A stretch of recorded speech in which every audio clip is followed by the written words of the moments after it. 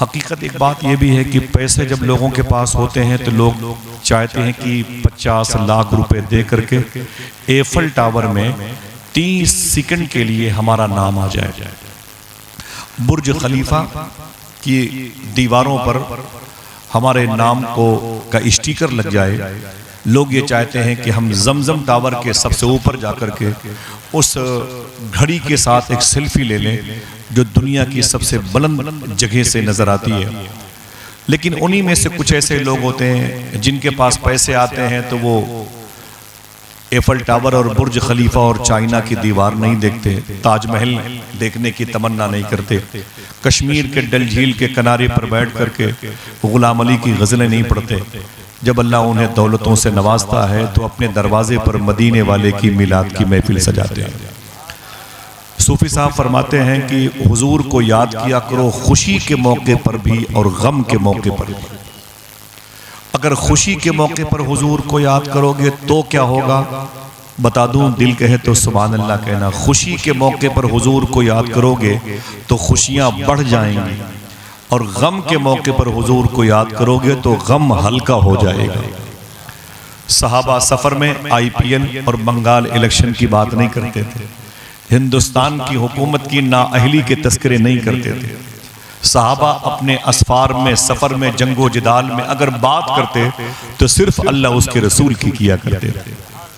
اپنی بیوی اپنے بچوں کو لے کے آنگن میں بیٹھتے تھے، یہ نہیں کہ وہ جیمس بانڈ کی فلم لگا دی اور عمر شریف کے ڈرامے لگا دیے اور بس بیٹھ کر کے ہنسی مذاق کے پٹارے کھول کر کے اپنے پورے گھر میں نحوست اور بے برکتی کا بازار گرم کرتے۔ صحابہ جب بیٹھتے تو ان کے بیٹھنے کا انداز یہ ہوتا جو میں اب بتانے والا ہوں کہ حضور اچانک ایک گھر میں داخل ہو گئے۔ ابو دردہ فرماتے ہیں کہ میں بھی حضور کے ساتھ تھا، حضور نے انٹری فرمائی تو سلام کیا تو سامنے کیا دیکھا کہ حضور کے ایک صحابی ہیں، وہ اپنی بیوی اور اپنی بیٹیاں اور اپنے بچوں کے ساتھ بیٹھے ہوئے ہیں اور گولائی میں بیٹھے ہوئے ہیں۔ تو سرکار کی بارگاہ سے جب سلام کی آواز آئی، سب نے اپنی آواز کو برکتوں میں شامل کیا تو حضور نے پہلا سوال کیا، اے میرے غلام یہ کیا ہو رہا ہے؟ آنگن میں بیٹھ کے تم یہ گولائی میں بیٹھ کے یہ کیا کر رہے ہو؟ تو دل کہے تو بولے، تو انہوں نے کہا حضور آپ کا تذکرہ ہو رہا ہے، میرے گھر میں آپ کی باتیں ہو رہی ہیں۔ یہ نہیں کہ نانا کیسے تھے، دادا کیسے تھے، پردادا کیسے تھے، پردادا ان کے پاس پراپرٹی کتنی تھی، وہ کتنے لمبے تھے، کتنے سروقت تھے، اور ان کے پاس کھیت کھلیان کتنا زیادہ تھا، وہ پیدل جو ہے وہ رائے بریلی اور کانپور چلے جایا کرتے تھے، وہ 6 گھنٹے کے لیے وہ گھوڑوں کی پیٹھ سے اترتے نہیں تھے۔ یہ سب باتیں نہیں ہو رہی ہیں، باتیں ہو رہی ہیں تو میری بیوی ہے، میری بیٹیاں ہیں، ان کے سامنے صرف یہ تذکرہ ہو رہا ہے کہ اللہ کے رسول مسکراتے کیسے ہیں، حضور کی آنکھیں کیسی ہیں، حضور کے لب کیسے ہیں، حضور کے رخسار کیسے ہیں، حضور کیسے غریبوں سے پیار کرتے ہیں، اللہ کے رسول کے دل میں فقراء کی کیسی محبت ہے، یتیموں کی کیسی محبت ہے، بیواؤں کی کیسی محبت ہے۔ بس سرکار آپ کا تذکرہ میرے گھر پہ ہو رہا ہے۔ تو حضور نے کیا کہا معلوم ہے؟ میرے آقا مسکرائے، فرمایا سنو یہ کام جو تم کر رہے ہو تم تو بخشے ہی جاؤ گے، یہ کام صبح قیامت تک جو بھی کرے گا بخشا جائے گا۔ وہی کام تو ہے، ورنہ ابھی آپ کو اور ہم کو دونوں کو چھوڑ دیا جائے تو پھر وہی موبائل 20,000 سے لے کر کے 2 لاکھ کا موبائل جس میں صرف ہم گناہوں کی طرف بھاگتے ہیں۔ آج ماہ محرم شریف کا چاند نکلا، آپ سب کو بہت بہت مبارک ہو۔ کوشش کریں کہ محرم کے دنوں کی اللہ ہمیں تعظیم کی توفیق عطا فرمائے۔ دل سے آمین کہیں۔ مائک میں جو ایکو ہے بھائی اس کو ایکو بند کر دیں، ذرا سا ایکو اس کا بالکل بند کر دیں، بہت اچھا مائک ہے، ایکو اس کا بالکل بند کر دیں، سونے کا وقت ہے۔ اب تھوڑی سی آواز بڑھا دیں، آپ تھوڑی سی آواز بڑھائیں، اسی کیمپس میں آواز بڑھائیں۔ یہ آزمائشوں کے ایام آ گئے، قربانیوں کے دن آ گئے، ذبح ہونے کے ایام آ گئے، بیویوں کو بیوہ کرنے کے دن آ گئے، بچوں کو یتیم کرنے کی داستانیں پڑھی جائیں گی۔ کسی بہن کے سامنے کسی بھائی کو شہید کیا جائے گا، کسی باپ کے سامنے کسی کے بیٹے کو شہید کیا جائے گا۔ صاحبو یہ کھیل کود اور تفریح کی محفل نہیں ہے، سمجھ رہے ہیں؟ یہ قربانیوں کا دن ہے۔ قرآن شریف کی آیت کریمہ ہے، اسے سماعت کریں۔ اللہ نے دوسرے پارے کے دوسرے پیج پر ارشاد فرمایا وَلَنَبْلُوَنَّكُمْ بِشَيْءٍ مِّنَ الْخَوْفِ وَالْجُوعِ وَنَقْصٍ مِّنَ الْأَمْوَالِ وَالْأَنفُسِ وَالثَّمَرَاتِ وَبَشِّرِ الصَّابِرِينَ۔ اسے میں ریورس کروں گا، اور مجھے یقین ہے کہ آج کے اس دور میں جب آپ کے گھروں کے دروازوں پر بلڈوزر ہوں، آپ کی بہن بیٹیوں کے سر سے دوپٹے ہوں، اور آپ ہندوستان کی مساجد اور خانقاہوں کی گرتی ہوئی دیواروں کو دیکھتے ہیں، آپ کیا محسوس کرتے ہیں؟ اس محسوس کرنے کے بعد جو سوال ابھرتا ہے، ان سوالوں کا جواب انہی قرآن کی آیتوں میں پوشیدہ ہے۔ بس گزارش ہے کہ آپ بیٹھے رہیے گا۔ رہی بات موسم کی، تو یہ تو ارے حاری صاحب آئے گا ماشاءاللہ۔ رہی بات موسم کی تو میں بتا دوں کہ مدینہ شریف میں بہت تیز ہوا چل رہی تھی، بہت تیز ہوا چل رہی تھی، تو صحابہ نے حضور کے سامنے کہا سرکار بڑی تیز ہوا چل رہی ہے، تو اللہ کے رسول نے کہا چپ رہو، چل نہیں رہی ہے، میرا خدا چلا رہا ہے۔ اگر رب کی یہی مرضی ہے تو کیا کرو گے؟ کچھ پسینے بدن سے نکلنے بھی چاہیے تاکہ بیماریاں ہمارے اندر داخل نہ ہوں۔ کبھی کبھی احساس کریں کہ ہم جس امام حسین کا ذکر سننے کے لیے 10 دن کسی نہ کسی محفل میں جائیں گے، کیا وہ سردی کے دنوں میں کربلا میں تھے؟ اس وقت کربلا کا ٹمپریچر 20 تھا، 25 تھا، 30 تھا۔ کتاب یہی کریلی ہے، وہاں پر میرے دوست ہیں خورشید بھائی، ان کے گھر پہ رکھی ہوئی ہوگی، آپ چاہیں تو رابطہ قائم کر لیں۔ کتاب کا نام ہے قافلہ کیوں لٹا۔ اس کتاب کے ایک چپٹر پہ ایک پیج پر اندر لکھا ہوا ہے، پھر میں ہوش و حواس سے بولتا ہوں، ایویل اور کمپوز کھا کے نہیں بولتا، یہاں پر اپنے سرکاروں کے نالین کو سر پہ رکھ کے بولتا ہوں، کربلا شریف کا ٹمپریچر جو تھا وہ میری عقل سے باہر ہے۔ اس کتاب میں قافلہ کیوں لٹا، افغانستان کا رائٹر ہے، امریکہ میں رہتا ہے، وہ کہتا ہے کہ کربلا شریف ایک ایسی زمین کا نام ہے جہاں کا ٹمپریچر اتنا سخت ہوتا تھا، اتنا ہاٹ ہوتا تھا کہ تقریباً سخت گرمیوں کے دنوں میں 120 تک پہنچ جایا کرتا تھا۔ سب پڑھے لکھے لوگ بیٹھے ہوئے ہیں، 120 کا نام، 60-70 میں تو الہ آباد ہاسپٹل میں جگہ نہیں ملتی ہے، 70 کے اوپر ہو جائے تو گھروں سے زیادہ قبرستانوں میں لوگ نظر آتے ہیں، 80 ہو جائے تو آبادیاں خشک ہو جاتی ہیں، ماؤں کے پستان سے دودھ نکلنا بند ہو جاتے ہیں، لوگوں کی زبانیں کنکر کی اور پتھر کی ہو جاتی ہیں۔ ذرا سوچو کہ 120 ٹمپریچر والی زمین کو کربلا کہتے ہیں، جہاں امام حسین نے اپنے نانا کی نسل کو بھی بچایا اور اپنے نانا کے دین کو بھی بچایا۔ آج بہت زیادہ نہیں ہے، 40 اور 50 کے درمیان آپ بیٹھے ہوئے ہیں، تو تھوڑی سی بات سنیں، قرآن کی آیت ہے، آپ پر مشکلات ہیں، میں سمجھ رہا ہوں حکومت کی طرف سے کچھ ہماری بدعمالیاں ہیں جس کی وجہ سے آج ہمارے بچوں کو الجھن کا سامنا کرنا پڑتا ہے، لیکن قرآن شریف کی اس آیت کے مصداق میں کہ اللہ کہتا ہے ہم ضرور تمہیں آزمائیں گے۔ پہلا سوال آپ سے میں کرتا ہوں کہ اللہ کس سے کہہ رہا ہے؟ اس سے جو قرآن پڑھتا ہے۔ اللہ کس سے کہہ رہا ہے؟ قرآن پڑھنے والوں سے۔ جلدی بتائیں قرآن پڑھتا کون ہے؟ مسلمان کی اسرائیلی؟ بولے مسلمان پڑھتا ہے کہ یہودی پڑھتا ہے؟ بودھسٹ کے لوگ پڑھتے ہیں، جینس کے لوگ پڑھتے ہیں، کون پڑھتا ہے؟ ہندوازم کے لوگ پڑھتے ہیں؟ نا، قرآن تو مسلمان پڑھتا ہے۔ اور تو پھر اللہ نے کس سے کہا کہ ہم تمہیں آزمائیں گے؟ آواز دیں تو مجھے پتا چلے، پھر نہ کہنا کہ سب تو میں نے ہی کہہ دیا، آپ سے میں نے پوچھا ہی نہیں ہے، آپ نے غور ہی نہیں کیا میری بات پر۔ آپ اپنے اصول پر قائم رہیے گا۔ جب قرآن اللہ کا کلام ہے اور قرآن میں اللہ یہ کہہ رہا ہے ہم ضرور تمہیں آزمائیں گے، تو اشارہ کس کی طرف ہے؟ آپ کی طرف ہے، ہماری طرف ہے، کس کی طرف ہے؟ مسلمانوں کی طرف۔ اونچے بولو کس کی طرف ہے؟ وہ جو قرآن پڑھتا ہے۔ قرآن پڑھتا کون ہے؟ ٹھاکر صاحب، پنڈت جی پڑھتے ہیں، مولوی جی، جیسوال جی، کون پڑھتا ہے؟ قرآن پڑھتا ہے مسلمان۔ تو یہ قرآن کس سے کہہ رہا ہے؟ کیا ہم ضرور تمہیں آزمائیں گے۔ اب آزمائش کا ڈھنگ دیکھیں، اللہ کہتا ہے بِشَيْءٍ مِّنَ الْخَوْفِ، تمہیں ڈرا دھمکا کے آزمائیں گے۔ توجہ دیجئے گا بھائی، ایسی بات نہیں کہ آپ جب چاہیں اٹھ کے چلے جائیں، نہ حضور کی محفل ہے، تھوڑی سی بات سن لیں، جب دل کہے کہ میرے مطلب کی باتیں ہو گئی، 15-20 منٹ ہو گیا، اب ایک کام مجھے کرنا ہے وہ میں لے کے جا رہا ہوں، تو چلے جائیے گا، لیکن پہلے ایک کام تو سنیں۔ اللہ کہتا ہے ہم تمہیں ڈرائیں گے، خوف سے آزمائیں گے، بِشَيْءٍ مِّنَ الْخَوْفِ۔ مجھے بتائیں آپ ڈرے ہوئے ہیں کہ نہیں؟ میں ڈرا ہوا ہوں، کوئی بات میری زبان سے نکل گئی تو ریکارڈ ہو جائے گا، کل میرے گھر پہ 20 گاڑی پولیس آئے گی اور مجھے ہانکیوں سے مہاکی سے مارتی ہوئی جیل میں ٹھونس دے گی، میرے بچے روتے رہیں گے، آپ بھاگ جائیں گے، ویڈیو میں جن کے فوٹوز آئیں گے ان پر تفتیش کی کارروائی شروع ہو جائے گی۔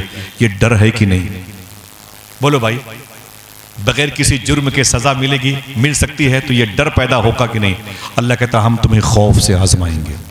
اس کے بعد کیا کہتا ہے؟ بشیء من الخوف، پھر اللہ کہتا ہے والجوع، تمہیں بھوک سے آزمائیں گے۔ آج آپ نے کھانا کھا لیا نا، صحیح، لیکن اللہ کہتا ہم تمہیں بھوک سے آزمائیں گے۔ دنیا کی سب سے ڈینجر موت بھوک کو کہتے ہیں۔ جتنے پڑھے لکھے لوگ، سب سے ڈینجر موت بھوک کو کہتے ہیں۔ پسٹل سے مار دو، تلواروں سے قتل کر دو، زہر دے دو، شاٹ مار دو، اسے اتنی تکلیف نہیں ہوگی جتنی تکلیف اسے بھوک سے مرنے پہ ہوتی ہے۔ انسان اس میں دھاراواہک قسط وار مرتا ہے۔ لیکن میں بتا دوں، جب اس آزمائش میں آئے اللہ کے نیک بندے، تو کعبہ شریف سے لے کر کے مینا کے فاصلے پہ 7 کلومیٹر کی زمین پہ 60 نبیوں کی غائبانہ مزار شریفہ ہے۔ یہ وہ نبی ہیں جن کی موتیں بھوک کی وجہ سے ہوئی۔ آپ کو روٹیاں نہ ملے تو بیوی کے چہرے پہ تماچے مار دو، وقت پر نمک نہ آئے دال اور سالن میں ڈالنے کے لیے تو بچیوں کو ہم گالیاں دیتے۔ برا نہ مانے میری بات کو، آپ سے مراد ہم بھی ہیں۔ یہ وہ 60 نبی ہیں جن کی موتیں بھوک کی وجہ سے ہوئی۔ سمجھ رہے ہیں آپ؟ 60 نبی ہیں۔ آئیے اگر بھوک کی بات آئیے تو سن لیں، آقا کریم صلی اللہ علیہ وسلم کی بیٹیاں کس قدر بھوک برداشت کرتی تھی۔ معافی چاہتا ہوں اگر کچھ کھیل کی خبر سننے کے لیے آئے ہوئے ہیں۔ اللہ کے رسول کی بیوی امی خدیجہ کا انتقال ہو گیا۔ Pir Karam Shah Azhari chief justice of Lahore high court اپنی کتاب ضیاء النبی میں لکھتے ہیں، اللہ کے رسول راتوں کو خون لگا ہوا لباس جس پر مکے کے لوگ حضور کو پتھر مارتے تھے اور حضور زخمی ہوتے تھے، اس لباس کو پہن کر کے سرکار اپنے گھر میں آتے، اللہ کے رسول اپنے گھر میں آتے تو حضور کی بیٹیاں اپنے ابو کو دیکھ کر کے تڑپ جاتی تھی۔ کبھی زینب حضور سے لپٹتی، کبھی رقیہ، کبھی ام کلثوم اور کبھی مخدومہ فاطمہ۔ تو حضور اپنی بچیوں سے پیار کرتے، اپنے لباس کو اپنے ہاتھوں سے دھلنے کی کوشش کرتے تو حضور کی بچیاں اپنے ابو کے اس کام میں سپورٹ کرتی اور حضور کے جسم پر پتھر کے نشان ہوتے۔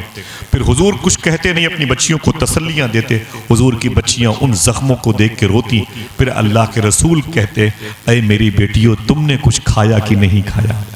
سننا صاحبو، تم نے کچھ کھایا کہ نہیں کھایا؟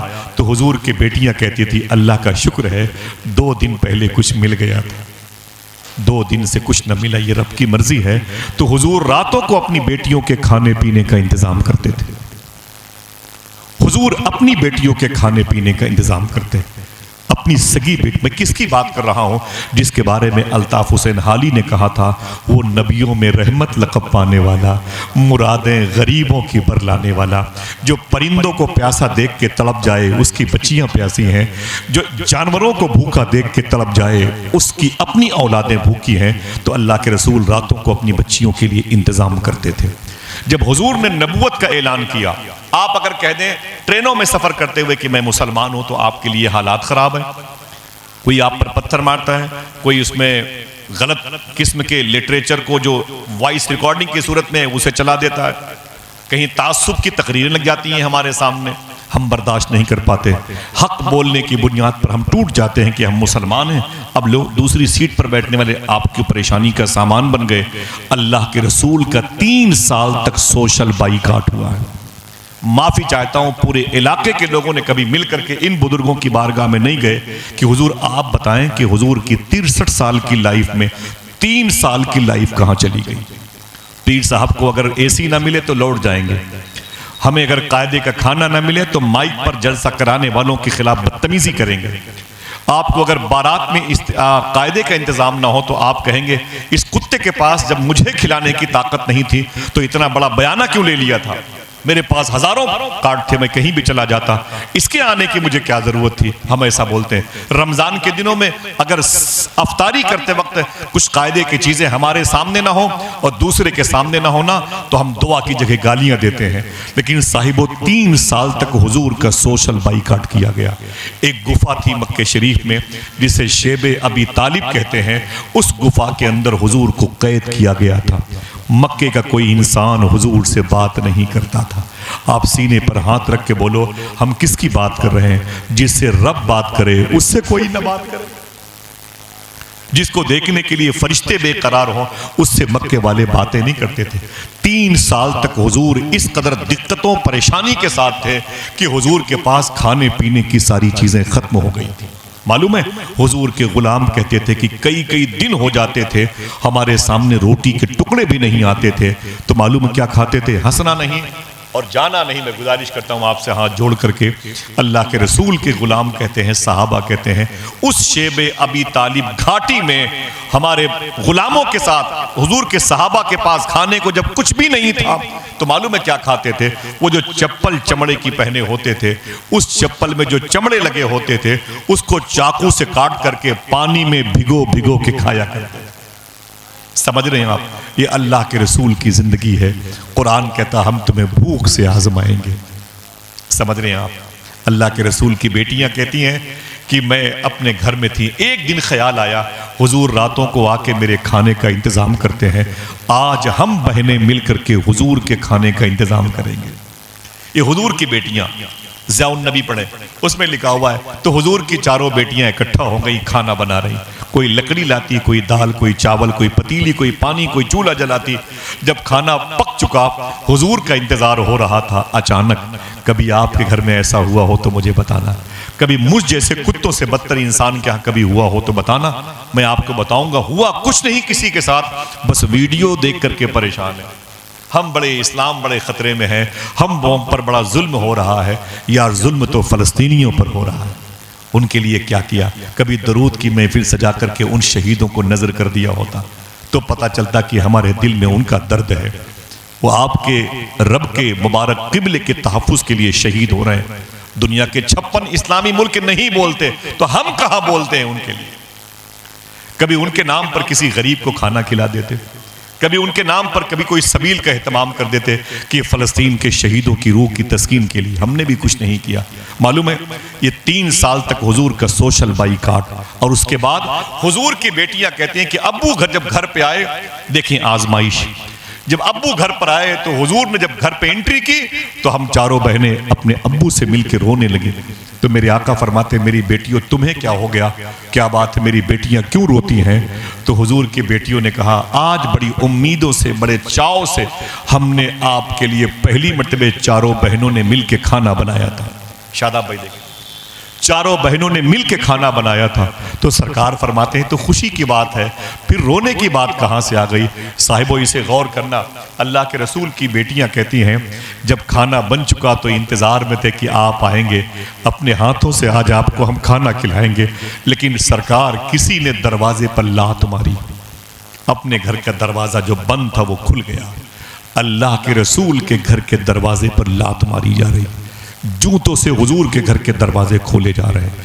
یہ وہ دروازہ ہے جس کے بارے میں بریلی شریف کے امام اعلیٰ حضرت نے فرمایا کہ بے اجازت جن کے گھر جبریل بھی آتے ہیں، قدر والے جانتے ہیں قدر و شان اہل بیت۔ اس گھر میں جوتوں سے دروازہ کھولا گیا۔ حضور کی بیٹیاں کہتی ہم کانپنے لگے۔ وہ ظلم کرنے والے ایک ٹیم تھی، پوری میجورٹی تھی، پوری یونٹ تھی۔ اس میں ابو الحکم کا بیٹا تھا، اس میں ابو جہل ابو لہب کا بیٹا تھا، وہ عتبہ اور شیبہ جیسے ٹپوری موجود تھے۔ وہ گھر کے اندر آئے اور آپ کو گالیاں دینے لگے۔ میرے آقا فرماتے ہیں خاموش رہو، کوئی بات نہیں۔ پھر کیا کیا؟ تو حضور کی بیٹیاں کہتی ہیں تیرا باپ محمد کدھر گیا؟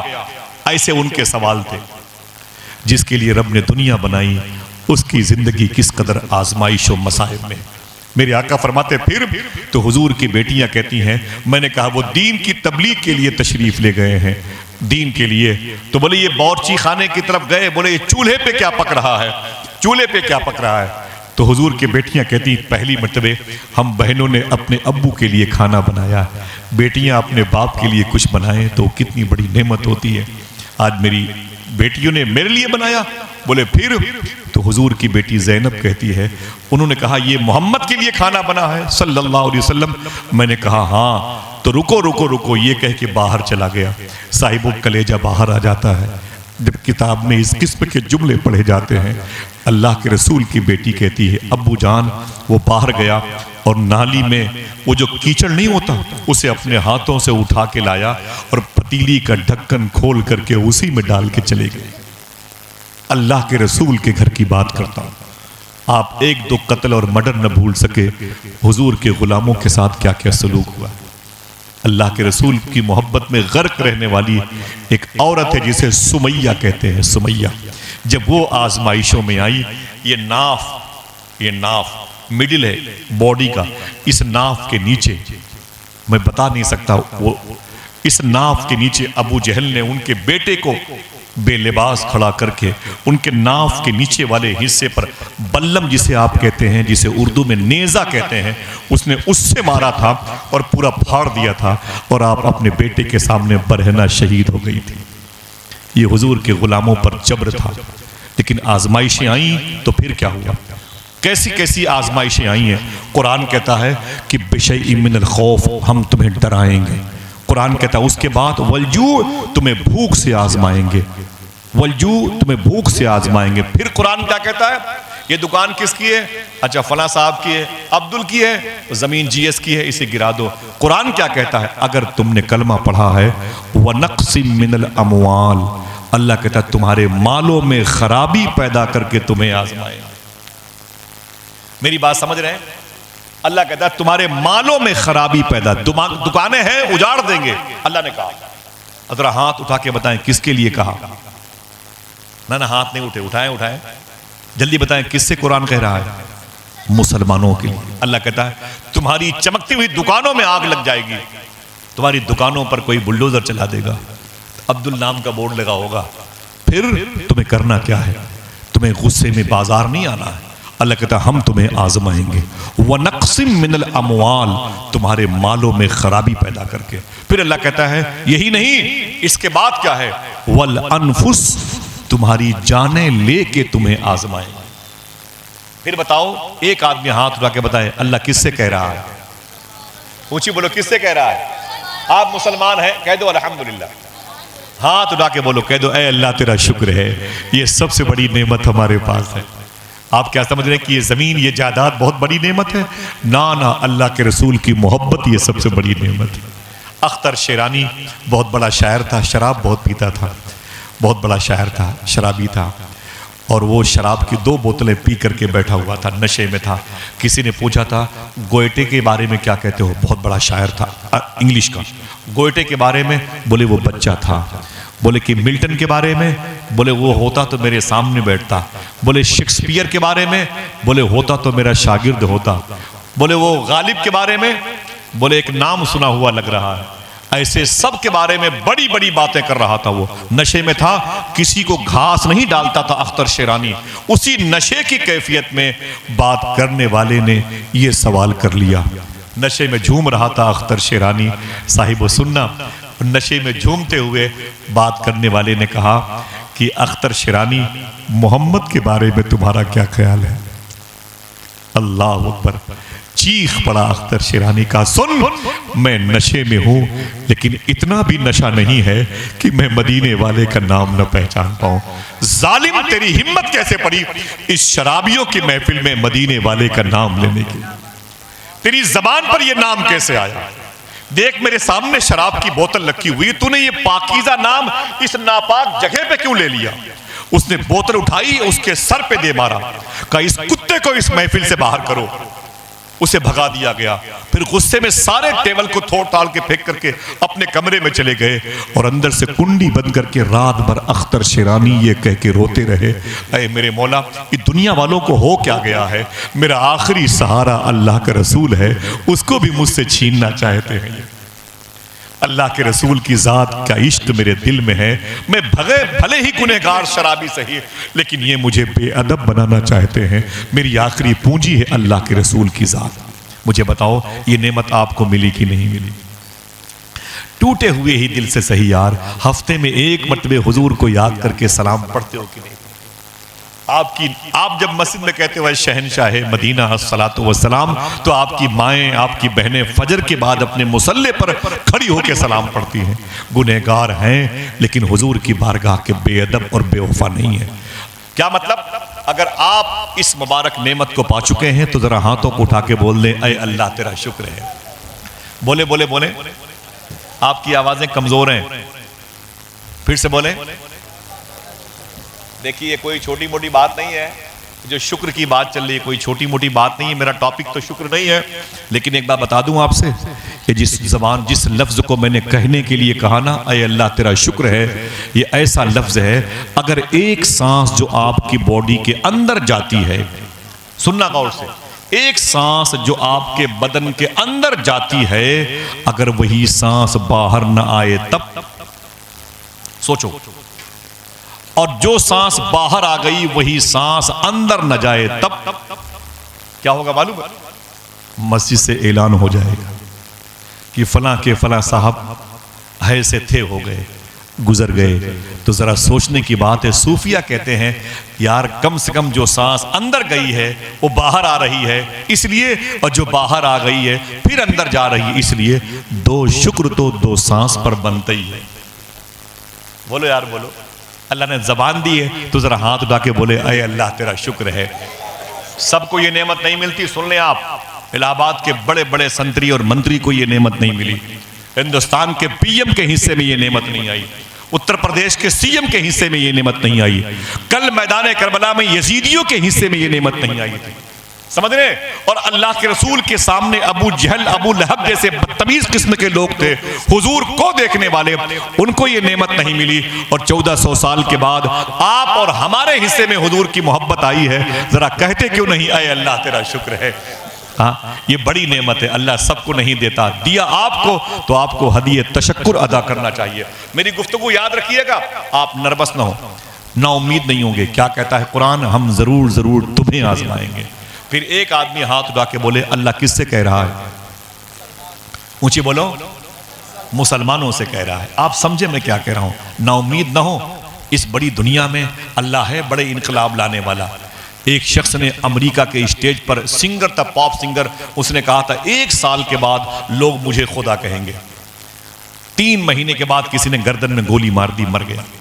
ایک شخص نے اسٹیج پر گانا گاتے ہوئے سگریٹ پیا اور دھواں کہتا ہے چھوڑتے ہوئے معاذ اللہ یہ دھواں میں مسلمانوں کے اللہ کے لیے چھوڑ رہا ہوں۔ 4 مہینے کے بعد اس کے سینے کے اندر کینسر پھیپڑے میں کینسر ہو گیا، وہ مر گیا۔ یوگنڈا کے سنسدی الیکشن لڑنے والے ایک شخص نے کہا تھا اب مجھے تو اللہ بھی ہرا نہیں پائے گا، ووٹنگ سے پہلے اس کی موت ہو گئی۔ 150 سال تک میں زندہ رہوں گا۔ پاپ سنگر کا بادشاہ مائیکل جیکسن کہتا رہا کہ میں 150 سال پہلے مروں گا نہیں، میں 150 سال تک زندہ رہوں گا۔ 50 سال کی عمر بھی نہیں پہنچا اور 42 یا 43 منٹ کے اندر ہارٹ میں تکلیف ہوئی اور بے موت مر گیا۔ سمجھ رہے ہیں آپ میری بات کو؟ ہاں، وہ جس نے کہا تھا ایپسٹین فائل میں جس کتے کا نام آیا تھا، سمجھ رہے ہیں، جو وکلانگ بیٹھا ہوا ہے کرسی پر، اس نے 21 سال کی عمر میں کہا تھا کہ خدا ہے ہی نہیں ہے، یہ زمین اپنی مرضی سے چلتی ہے، ہوا اپنی مرضی سے چلتی ہے۔ 21 سال کی عمر میں اللہ نے اس کے پورے بدن کو اپاہج بنا دیا تھا، اور یہ ثابت کر دیا اللہ نے، کہو کوئی تو وہی تو ہے جو نظام ہستی چلا رہا ہے، میرا خدا ہے۔ صوفی صاحب سے ایک صاحب نے کہا کہ مجھے کوئی وظیفہ بتا دیں، تو صوفی صاحب نے کہا کہ ہر لقمے پر کہا کرو اے اللہ تیرا شکر ہے۔ کیا کہا کرو؟ سب لوگ بولے، کہہ دو، سب کہہ بھی نہیں پاتے۔ اے اللہ، اس نے کہا کیوں اللہ کا نام لیں؟ کماتا میں ہوں، پکاتی میری بیوی ہے، تو بیوی کا شکریہ ادا کروں، بیوی میرا شکریہ ادا کرے، اللہ کا شکریہ اس میں کیوں ادا کروں؟ صوفی صاحب نے کہا اسے ہضم تیرا باپ کرتا ہے۔ بولو اسے ہضم تیرا باپ کرتا ہے؟ اگر یہی کھانا جو کھایا ہے 3 گھنٹے ہضم نہ ہو تب پیٹ پتھر جیسا ہو جائے گا۔ جتنی ہاسپٹل ہے سب کے نام آپ کو یاد آنے لگیں گے۔ اس کا فضل ہے کہ اس نے کیسی مشینری بنائی ہے۔ بہرحال قرآن کہتا ہے ہم ضرور ضرور تمہیں آزمائیں گے، کبھی ڈرائیں گے، ڈرا کے دھمکا کے، بِشَيْءٍ مِّنَ الْخَوْفِ وَالْجُوعِ، کبھی کبھی بھوک سے آزمائیں گے۔ پھر قرآن کہتا ہے وَنَقْصٍ مِّنَ الْأَمْوَالِ، تمہارے مالوں میں خرابی پیدا کر کے، وَالْأَنفُسِ، تمہاری جانیں لے کر کے آزمائیں گے۔ مجھے بتاؤ کہ ایک دادا کے 33 پوتے میدان کربلا میں شہید ہوئے کہ نہیں ہوئے؟ لیکن ان کی شہادت کی خبریں جب بریلی پہنچی تو آواز آئی کتنے بکھرے ہوئے ہیں مدینے کے پھول، کربلا تیری قسمت پہ لاکھوں سلام۔ مجھے بتائیں آپ، قرآن کہتا ہے اس کے بعد والانفس کے بعد والثمرات، تمہارے فروٹس کو نقصان پہنچا کے، میوہ جات کی چیزوں کو نقصان پہنچا کے اللہ کہتا ہے ہم ضرور آزمائیں گے۔ اب اگر آزمائشوں میں آپ اوپر ہو گئے، کامیاب ہو گئے، تو اللہ کیا کہتا ہے؟ یہ نہیں کہنا تمہارے لیے ہم دوہری زمین 2 بیگھہ زمین کا انتظام کر دیں گے اور پھر تمہارے لیے فلاں جو ہے بلجیم میں اور نیوزی لینڈ میں تمہارے لیے بڑے بڑے فلیٹس کا انتظام کر دیں گے۔ اللہ کہتا ہے وبشری صابرین، صبر کرنے والوں کے لیے بشارت ہی بشارت ہے، خوشخبری ہی خوشخبری ہے۔ سبحان اللہ۔ ذرا پھر سے بولو اے اللہ تیرا شکر ہے۔ مجھے بتاؤ یہ ڈرانا، یہ بھوک، مالوں میں خرابی، یہ جان و ثمرات، یہ نسلوں کا ختم ہو جانا، یہ ساری چیزیں میدان کربلا میں نظر آتی ہیں کہ نہیں آتی؟ بولو توجہ دے، نہ کوئی زور سے بولے نہ کوئی نعرہ، تھوڑی دیر بیٹھیں، جانے وانے کا سسٹم بالکل نہ رکھیں۔ نہ میں روز ملتا ہوں نہ آپ ملتے ہیں، آپ ان سرکاروں کے چہروں کو دیکھیں، واللہ بتاؤں دعائیں قبول ہو جائیں گی۔ میں آپ سے دل سے کہتا ہوں دعائیں قبول ہو جائیں گی۔ آج ہم ذرا سی آزمائشیں ہوں، اسلام کہتا ہے کہ آ جاؤ مسجد میں جھاڑو لگانا ہے، مسجد کی چٹائیاں صاف کرنی ہے، تو ہم کہیں گے کہ بھٹوری کی پنیر بہت اچھی ہے، ہم تو اسے کھانے کے لیے جا رہے تھے۔ الہ آباد میں ہمیں سول لائنز پہ جانا تھا اور وہاں کی فلاں کیفے ہاؤس پہ جا کر کے مجھے کافی پینی تھی، آپ کے لوگ کی مسجد صاحب۔ جب دین کے لیے ہمارے پاس اتنا وقت نہیں ہے تو پھر یہ آزمائش نہیں، پھر یہ عذاب، یہ بلا بن جائے گی۔ آج اللہ کے رسول کے نام پر ہم اکٹھا نہیں ہوتے، اللہ کے نام پر اکٹھا نہیں ہوتے۔ کل جب شہادت کی بات آتی تھی صحابہ کیسا جذبہ لے کے چلتے تھے، تھوڑی سی باتیں اس حوالے سے سن لیں۔ اللہ کے رسول نے 2 ہجری میں مکہ شریف سے 53 سال کی عمر میں مکے سے مدینے پہنچے، اور جب 55 سال کی عمر ہوئی حضور کی تو مکے کے لوگوں نے حضور کے غلاموں پر چڑھائی بولنے کے لیے سفر کیا، تو مدینہ شریف اور مکے کے بیچ میں 170 کلومیٹر کے فاصلے پر ایک علاقہ ہے جسے بدر کہتے ہیں۔ اس بدر کی زمین پر وہ اکٹھا ہونے والے تھے۔ اللہ کے رسول نے اپنے غلاموں سے کہا اے غلاموں نکلو اپنے اپنے گھروں سے، اگر کسی گھر میں 2 بھائی ہوں تو ایک بھائی میرے ساتھ چلے، کسی کے ہاں باپ بیٹے ہوں تو بیٹا گھر پر ہے، باپ ان میں سے کوئی ایک میرے ساتھ چلے۔ چلو، اللہ کا دین آواز دے رہا ہے، اللہ کا قرآن آواز دے رہا ہے، تمہیں جہاد کے لیے میدان جہاد آواز دے رہا ہے، تمہارے اندر کی حریت باقی ہے تو وہ آواز دے رہی ہے، عشق رسول آواز دے رہا ہے۔ صحابہ اس بات پر خوش ہو گئے، اب تک تو حضور کے نام پہ زندہ تھے، اب حضور کے نام پہ جان دینے کا وقت آ گیا۔ خوشیوں سے اپنے گھر سے نکلنے والے تھے، لیکن آج بخار آ جائے تو ہم مسجد میں نہیں جاتے، زکام ہو جائے تو جمعہ کی نمازیں ہم چھوڑ دیتے ہیں۔ آئیے میں بتاتا ہوں کہ شہادت کی بات آئی تو مدینہ شریف میں گھر تھا، اس گھر میں 2 لوگ تھے، ایک کا نام تھا حضرت سعد اور ایک کا نام تھا حضرت خیسمہ۔ سعد بیٹے کا نام تھا، خیسمہ باپ کا نام تھا۔ یہ نام یاد رکھیے گا، سعد اور خیسمہ، کیا؟ اور خیسمہ، یہ فے میم ہا خیسمہ، سین عین دال سعد، سعد بیٹے کا نام تھا، خیسمہ باپ کا نام تھا۔ جیسے حضور نے کہا 2 ہیں تو ایک چلے ہمارے ساتھ، ایک گھر سنبھالے۔ تو جب سعد اپنے گھر میں آئے تو کیا دیکھا؟ ابو جو تھے میرے بوڑھے تھے اور وہ اپنی تلواریں تیز کر رہے تھے۔ تو سعد نے کہا ابو یہ کیا ہو رہا ہے؟ تو خیسمہ نے کہا مجھے حضور کے ساتھ جہاد پہ جانا ہے۔ بوڑھے تھے، بولے مجھے حضور کے ساتھ جہاد پہ جانا ہے۔ تو سعد نے کیا کہا؟ ایسا کیسے ہوگا؟ میرے رہتے ہوئے آپ نہیں جا سکتے، میرے رہتے ہوئے آپ نہیں جا سکتے۔ باپ نے کہا کیوں نہیں جا سکتے؟ میں تیرا باپ ہوں، فیصلہ لینے کا ادھیکار مجھ کو ہے، میں کیوں نہیں جا سکتا؟ تو بیٹے نے کہا کہ وہ میدان جنگ ہے، وہاں پر بڑھاپے کی عمر میں پہنچنے والوں کی ضرورت نہیں ہے، وہاں پر بڑے بڑے جوانوں کی جوانی کام آتی ہے۔ تو جناب خیسمہ نے، باپ نے اپنے بیٹے سے کہا تھا سن، تجھے پتا نہیں کہ جنگ طاقت کی بنیاد پر نہیں، حضور کی محبت کی بنیاد پہ لڑی جاتی ہے، تو مجھے سکھاتا ہے۔ باپ بیٹے میں اتنی لڑائی ہوئی۔ پھر میں سوال کرتا ہوں کس بنیاد پر؟ جنگ میں جانے کی بنیاد پر۔ ہمارے ہاں تو بیوی پیر پکڑ کے ہمارا کھینچ لے، ہمارے بھائی کا کھینچ لے، ان کی بیویاں آپ اندر رہو، ابو کو جانے دو، اندر رہو، بڑے بھائی کو جانے دو۔ لیکن یہاں سعد بھی تیار ہیں اور خیسمہ باپ بھی تیار ہیں۔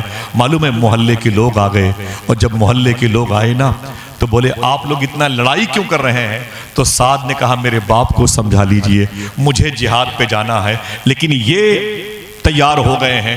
تو محلے کے لوگوں نے کہا کہ باپ سے کہ آپ بوڑھے ہیں، آپ نہ جائیں۔ تو خیسمہ ناراض ہو گئے، بولے جو مجھے سمجھا رہے ہو میرے بیٹے کو سمجھا دو۔ اس کے لیے بہت سارے موقع آئیں گے. یہ کیوں تیار ہو گیا ہے جانے کے لیے؟ بات اتنی بڑھ گئی. اگر آپ کا دل کہے تو سبحان اللہ کہنا، سمجھ کے بولنا. محلے والوں نے معلوم کیا کیا؟ آج دو بھائیوں کے درمیان جب دو زمین کا بٹوارا ہوتا ہے تو دو پرچیوں میں نام لکھ کر کے بانٹے جاتے ہیں. اس پرچی کو جو کوئی بچہ اٹھا لے گا، اس میں جس کا نام نکل آئے گا اس کو یہ والا کھیت ملے گا، جس کا نام نہیں نکلے گا اس کو یہ والا کھیت ملے گا. یہی تو ہوتا نا. اسے قرآن اندازی کہتے ہیں، اسے فال کھولنا کہتے ہیں. ٹھیک ہے. اس وقت ان کے محلے کے لوگوں نے جناب سعد اور خیسمہ میں دو میں سے ایک کا نام نکل آنا چاہیے، اس وقت بھی قرآن اندازی کی گئی. مثال کے طور پر دو پرچیوں میں دونوں کے نام لکھے گئے، اور جب نام کھولا گیا دل کہے تو سبحان اللہ کہنا، باپ کا نام نہیں بیٹے کا نام نکل آیا. کس کا نام؟ آواز نہیں آئی. بیٹے کا نام نکل آیا. اور بیٹے کا نام کیا تھا؟ سعد نام تھا. بیٹے کا نام کیا تھا؟ سعد نام تھا. اور باپ کا نام خیسمہ. بہت بہت شکریہ. باپ کا نام تھا خیسمہ.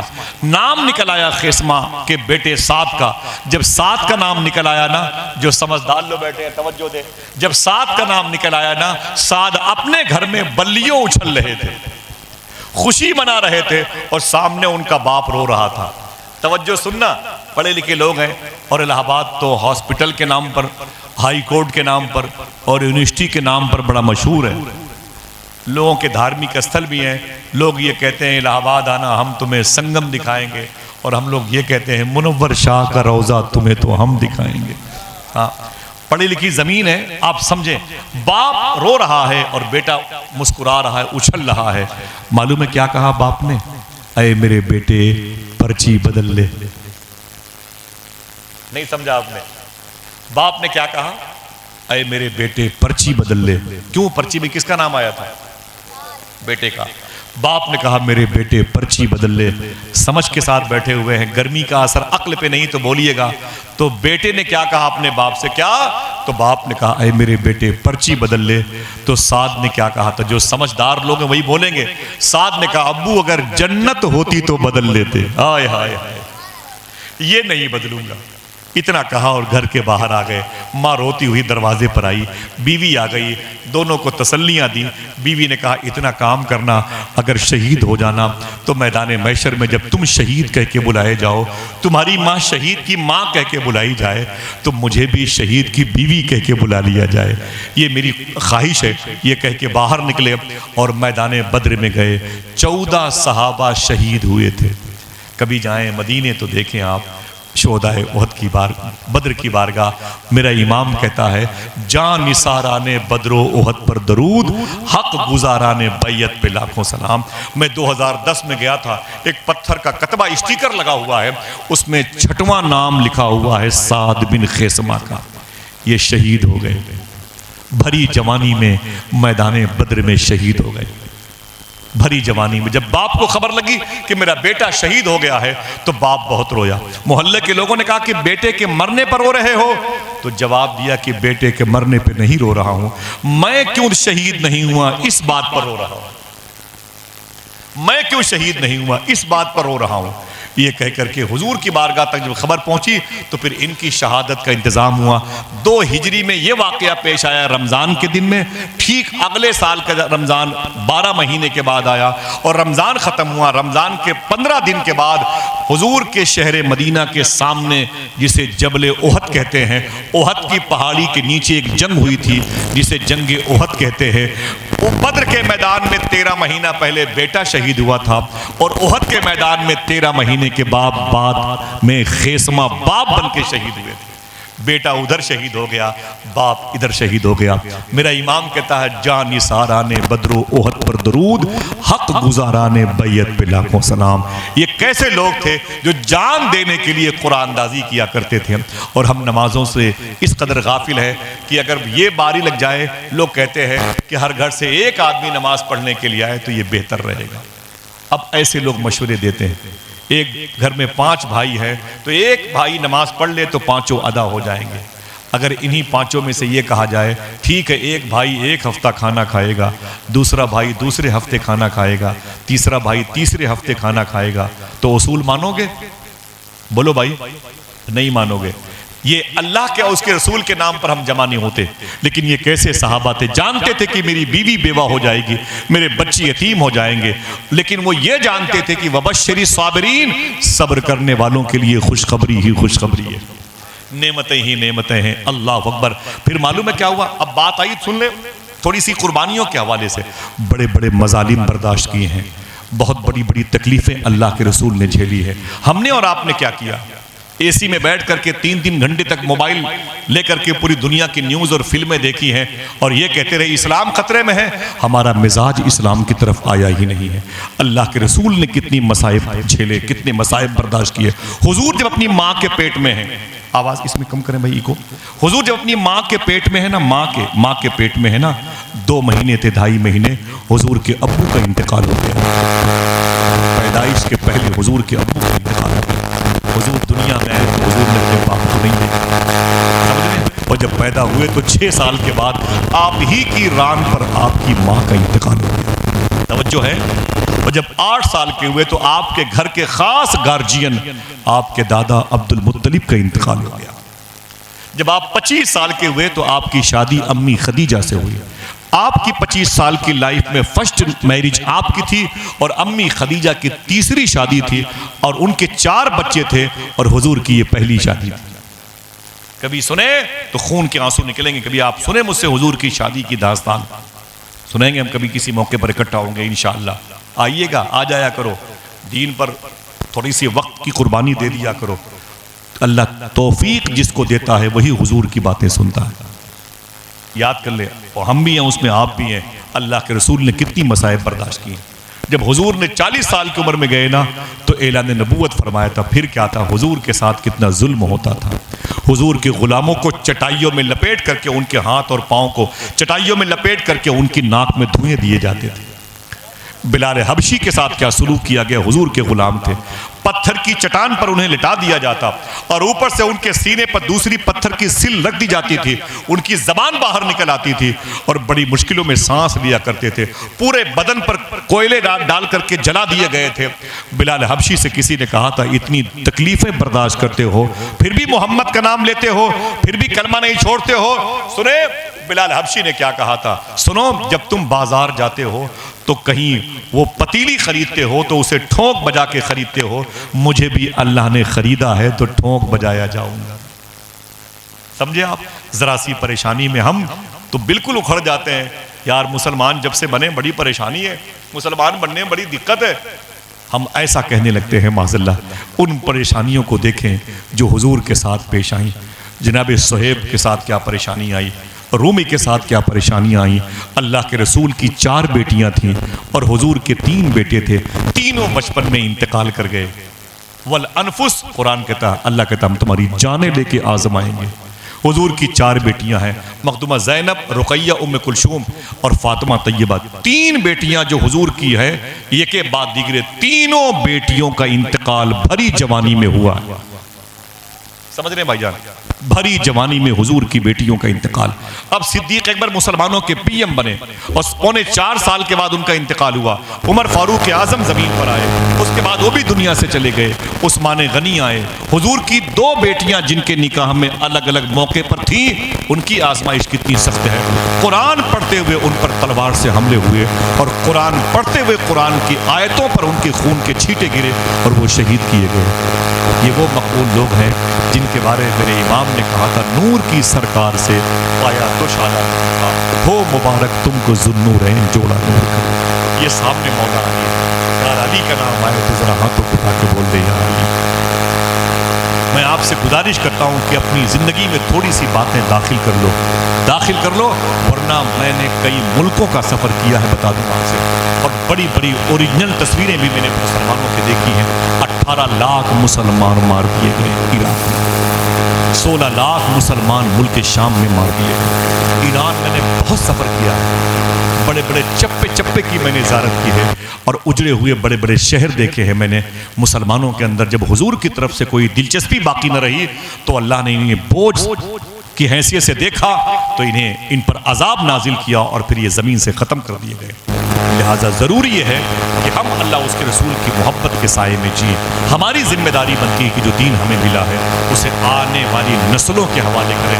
خبردار یہ مت کہنا کہ ہم نے تو اپنی گزار لی، اب حکومت جو چاہے کرے۔ آپ نے اور ہم نے گزار لی ہے، ان کا کیا ہوگا جن کو ہم پیدا کر کے دنیا سے جانے والے ہیں؟ ان کے لیے آئیے تھوڑا سا ماحول بنائیں، ان کو بتائیں کہ بیٹا دین ہے تو آزمائش ہے، ایمان ہے تو تھوڑی سی مشکلات۔ اگر اللہ کے رسول کا عشق تمہارے سینے میں ہے تو ایگزام حال میں رہنا ہی پڑے گا۔ مولا علی کا نام بہت سنا ہے آپ نے، انہی کے بیٹے کے نام سے یہ ماہ محرم آباد ہے۔ کربلا شریف میری دعا ہے کبھی ان بزرگوں کے توسل سے اللہ آپ سب کو حاضری کا شرف عطا فرمائے۔ ذرا ہاتھ پہ چلیں گے انشاءاللہ کربلا، مجھے بڑی راتیں گزاری ہے کربلا۔ آج جب حسین پاک کا نام لیتا ہوں ان کی شہادت کی جگہ آ جاتی ہے، ان کی خیمہ گاہ آ جاتی ہے، کبھی کبھی دل تقریر کرنے سے عجیب سی کیفیت میں آتا ہے، بیان کرنے کے لیے زبان کے اندر طاقت باقی نہیں رہتی۔ جب سے کربلا دیکھا میری دعا ہے کبھی زندگی میں آپ کربلا بھی دیکھیں، مولا علی کا در دیکھیں۔ یہ مولا علی کون ہے؟ اسی ذی الحج کے مہینے میں جو مہینہ گیا آج، اسی ذی الحج کے مہینے میں حضور کی بیٹی مخدومہ فاطمہ اور مولا علی کی شادی ہوئی تھی، اور اس کے بعد جو ماہ محرم آ رہا ہے اسی محرم میں ان کے بیٹے کی شہادت واقع ہوئی۔ سمجھ رہے ہیں یہ مولا علی کون ہے، ان کی آزمائش کیا ہے؟ ایک شہر ہے بغداد شریف جو عراق کی راجدھانی ہے، یہاں سے 3 گھنٹے کے فاصلے پر نجف اشرف ہے، اور نجف اشرف سے 15 کلومیٹر کے فاصلے پر کوفہ ہے، اور کوفہ سے 1 گھنٹے کے فاصلے پر کربلا ہے۔ یہ کوفے کی زمین پر ایک تاریخی جامع مسجد ہے جسے کوفے کی جامع مسجد کہتے ہیں۔ اسی جامع مسجد کے محراب کے اندر کھڑے ہو کر کے مولا علی فجر کی نماز پڑھا رہے تھے۔ ایک دشمن تھا عبد الرحمن ابن ملجم اس کا نام تھا، اس نے وہ چاقو جو اپنی جیب میں رکھا تھا جسے 4 مہینے اس نے زہر میں بھگو کے رکھا تھا، اس چاقو سے کو اپنے ہاتھ میں لیا اور پہلی رکعت مکمل ہونے کے بعد آگے بڑھا، اور جب چاقو سے حملہ کیا مولا علی کے سر میں مارا تو امامہ شریف کو پھاڑتا ہوا وہ چاقو اندر گیا، اور اس نے جب چاقو کو یوں گھما دیا تو کان کی لو تک وہ چاقو گہرا اثر چھوڑ کر کے آیا۔ مولا علی سرکار زمین پہ تشریف لائے۔ ولایت جس کی ٹھوکروں میں پائی جاتی ہے، ہمارے بچے جس کے دربار کا صدقہ تھا، جس کے نام کو لینے کے بعد پنجاب کے بڑے بڑے پہلوان کہتے ہیں جب ہم دنگل میں اترتے ہیں تو گرو نانک کا نام نہیں لیتے، مولا علی کا نام لیتے۔ اس علی کی بات کرتا ہوں، وہ آج کی ایگزام حال میں تھوڑی سی آزمائشوں پہ ہم اکھڑ نہ جائیں، ناراض نہ ہوں، مولا علی سرکار ہے۔ وہ چاقو کا اتنا گہرا زخم آپ کے سر میں آیا، زمین پر گر پہ، اور پھر افراتفری مچ گئی۔ کسی دوسرے امام نے نماز مکمل کرائی، اٹھا کر کے مولا علی کو پیچھے ایک دروازہ ہے، کب میرے ساتھ چلیں گے تو میں دکھاؤں گا، پیچھے اس مسجد کے دروازہ ہے، اسی دروازے سے مولا علی باہر نکلے اور سامنے آپ کا گھر ہے جسے بیت علی کہتے ہیں، وہاں پر لایا گیا۔ 3 دن تک مولا علی سرکار کی روح مبارکہ چلتی رہی، پھر آپ کی روح بدن سے نکل گئی۔ آزمائشیں کتنی تھی، روح نکلنے سے پہلے تکلیف بہت زیادہ تھی، تو مولا علی کو درد بہت زیادہ ہونے کی وجہ سے زبان پر آہ کی آوازیں آتی تھی، تو امام حسن حسین نے اطباء کو بلایا، ڈاکٹروں کو بلایا، تو دوا دی، دوا کو پیالے میں ڈالا، اس میں دودھ ڈالا، اور مولا کائنات کے سامنے امام حسن حسین نے جا کے پیش کیا، کہا ابو اسے پی لے، دوا کے بعد آپ کو تھوڑی سی راحت مل جائے گی۔ جیسے مولا کائنات نے اس پیالے کو دیکھا اور آپ کو اٹھا کے بٹھایا گیا، جب آپ اس گھر کو دیکھیں گے تو آپ کو کئی دنوں تک کھانے نہیں اچھے لگیں گے۔ ایک ایسا مبارک گھر ہے جہاں علی نے آخری سانس لی، مولا کائنات کو اٹھا کے بٹھایا گیا۔ یہ امام حسن حسین کے ابو ہیں، امام زین العابدین کے دادا جان ہیں، مخدومہ فاطمہ کے بیٹے ہیں، امی خدیجہ کے لاڈلے ہیں، حضور صلی اللہ علیہ وسلم کے سگے چچیرے بھائی اور داماد ہیں۔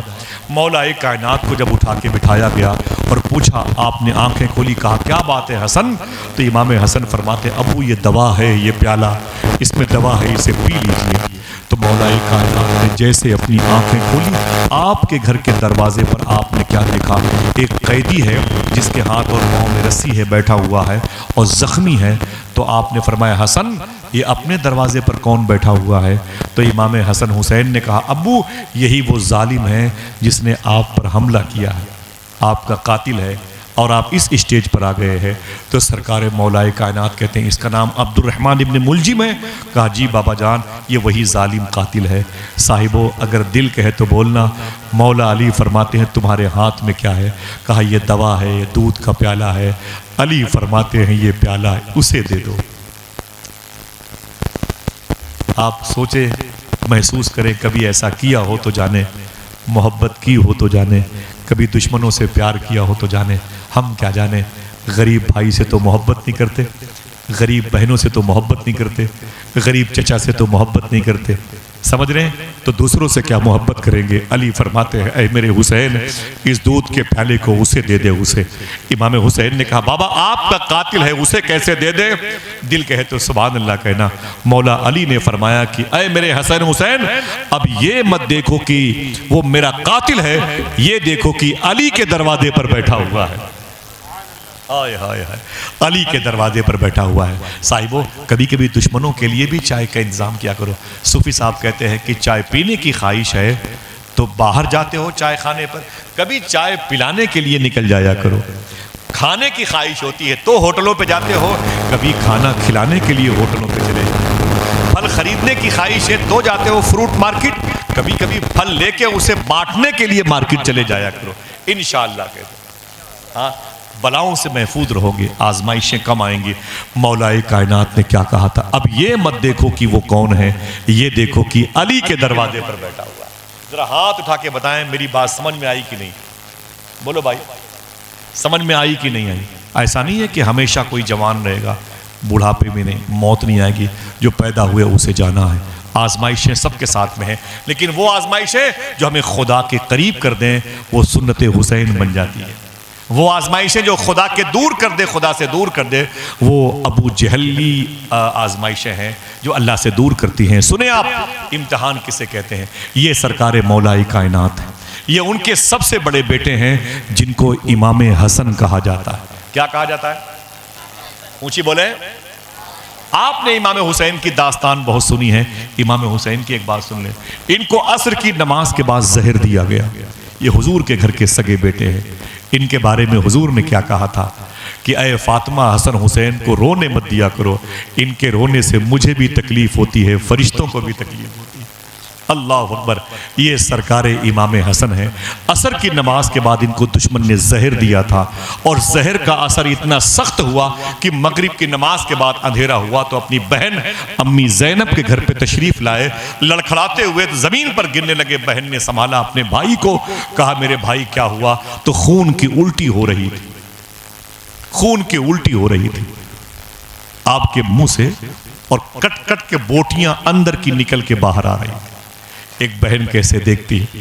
مخدومہ زینب نے کہا میرے بھائی یہ کیا ہے؟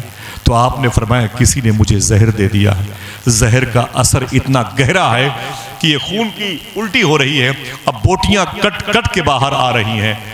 تو امام حسن سے ان کی بہن زینب نے کہا میرے بھائی دیر مت کر، جس نے تجھے زہر دیا ہے اس کے لیے بد دعا کر دے. جس نے تجھے زہر دیا اس کے لیے بد دعا کر دے. امام حسن کی آنکھ میں آنسو تھے. کہا میری بہن زینب جب میں بد دعا کروں گا تو آمین کہے گی؟ کلیجے باہر آ جائیں گے، کلیجے باہر آ جائیں گے. جب میں بد دعا کروں گا تو آمین کہے گی؟ تو مخدومہ زینب ثانیہ زہرا نے فرمایا ہاں بالکل بالکل میں آمین کہوں گی، بالکل میں آمین کہوں گی. اے میرے بھیا اپنے ہاتھوں کو اٹھا. امام حسن نے کپ کپاتے ہوئے اپنے ہاتھوں کو اٹھایا تھا. بہن نے کہا بد دعا کر دے اس کی نسلیں ختم ہو جائیں، بد دعا کر دے اس کا گھر اجڑ جائے، بد دعا کر دے اس کا نام و نشان مٹ جائے. اٹھا میرے بھائی ہاتھوں کو، میں آمین کہتی ہوں. امام حسن نے اپنے ہاتھوں کو اٹھایا. آپ کی بدن کپ کپاہٹ محسوس کرے گی. امام حسن نے اپنے ہاتھوں کو اٹھایا. خون کی الٹی ہوئی تھی اور جسم کی بوٹیاں باہر نکل کے پڑی ہوئی تھی. پھر بھی آپ نے ایک بات کہی تھی اے اللہ جس نے مجھے زہر دیا ہے میں نے اسے معاف کر دیا، اب تو بھی اسے معاف کر دے. بہن کے ہاتھ نیچے گر گئے. کہا بھائی یہ کون سی بد دعا ہے؟ یہ تو دعا ہے. امام حسن نے کہا میں نے وہی کیا ہے جو میں نے اپنے نانا سے سیکھا ہے.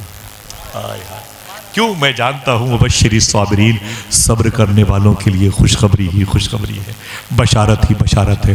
پھر میں کہتا ہوں امام حسین کی ذات ہے.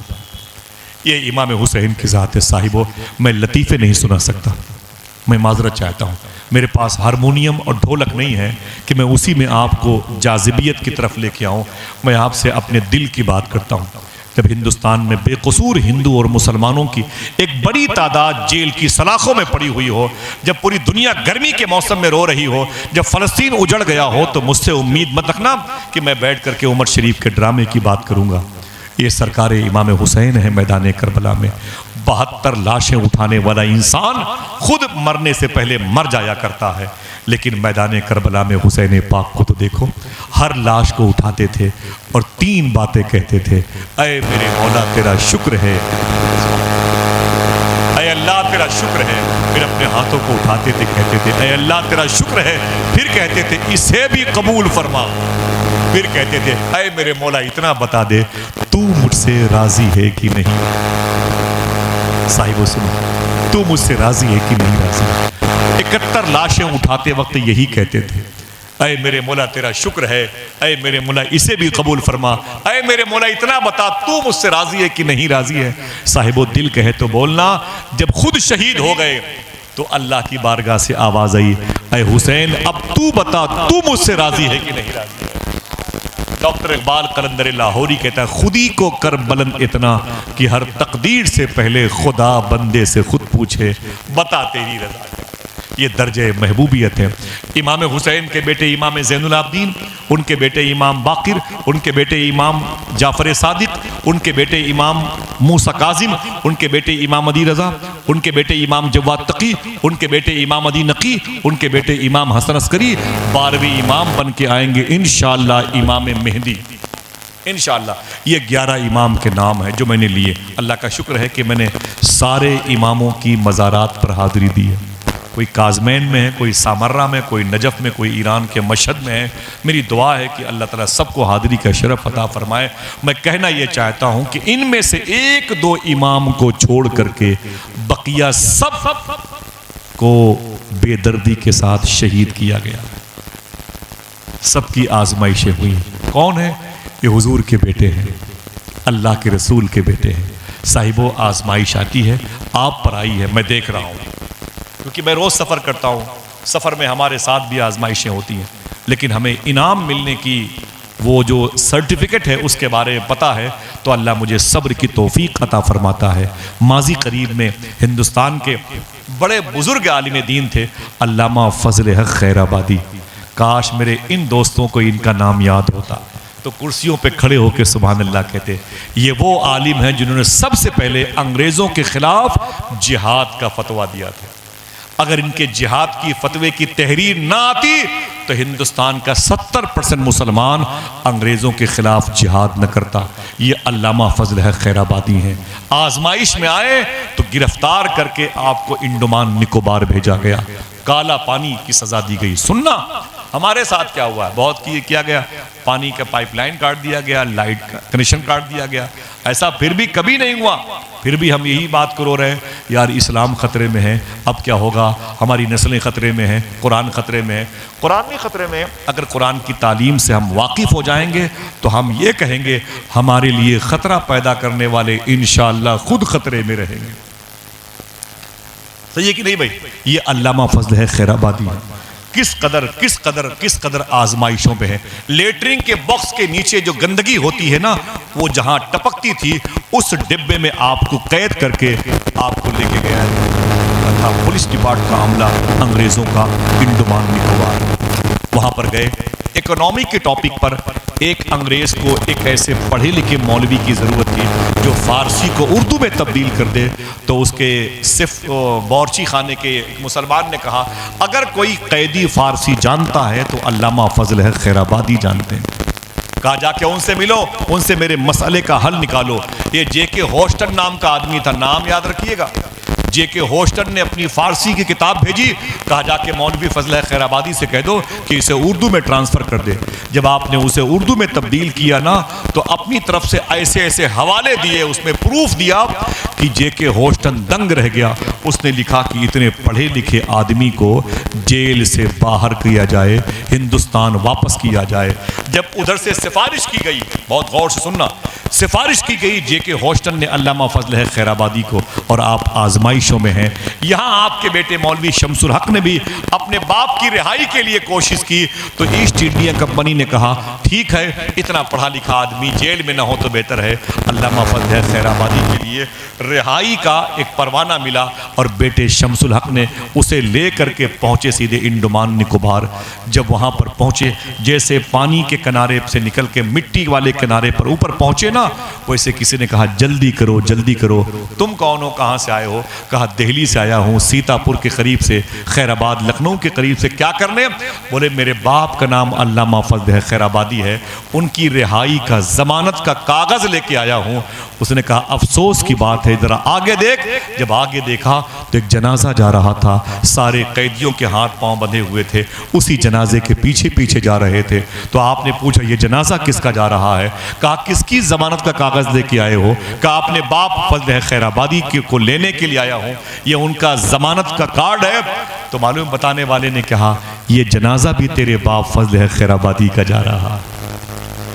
آپ سمجھ رہے ہیں میں کیا کہوں؟ جس کو لینے کے لیے بیٹا دلی سے گیا تھا، اس کے اپنے باپ کے جنازے میں شریک ہوا، اس کارڈ کو آپ نے قبر میں ڈال دیا۔ کہا اے میرے باپ، پورے دلی والے آپ سے ملنا چاہتے تھے، لیکن یہاں آ کے پتا چلا آپ مدینے والے آقا سے ملنا چاہتے تھے۔ اللہ اکبر اللہ اکبر۔ صاحبو بڑی آزمائشیں ہیں تمہارے لیے بھی اور ہمارے لیے بھی۔ اسی قید خانے میں، انڈمان نکوبار کے قید خانے میں، اسی قید خانے میں معلوم ہے کیا ہوا؟ اپنی انگلیوں کے ناخون سے شعر لکھے تھے دیواروں پر بہادر شاہ ظفر۔ ہماری قبروں پر تو کوئی فاتحہ پڑھنے والا مل بھی جاتا ہے،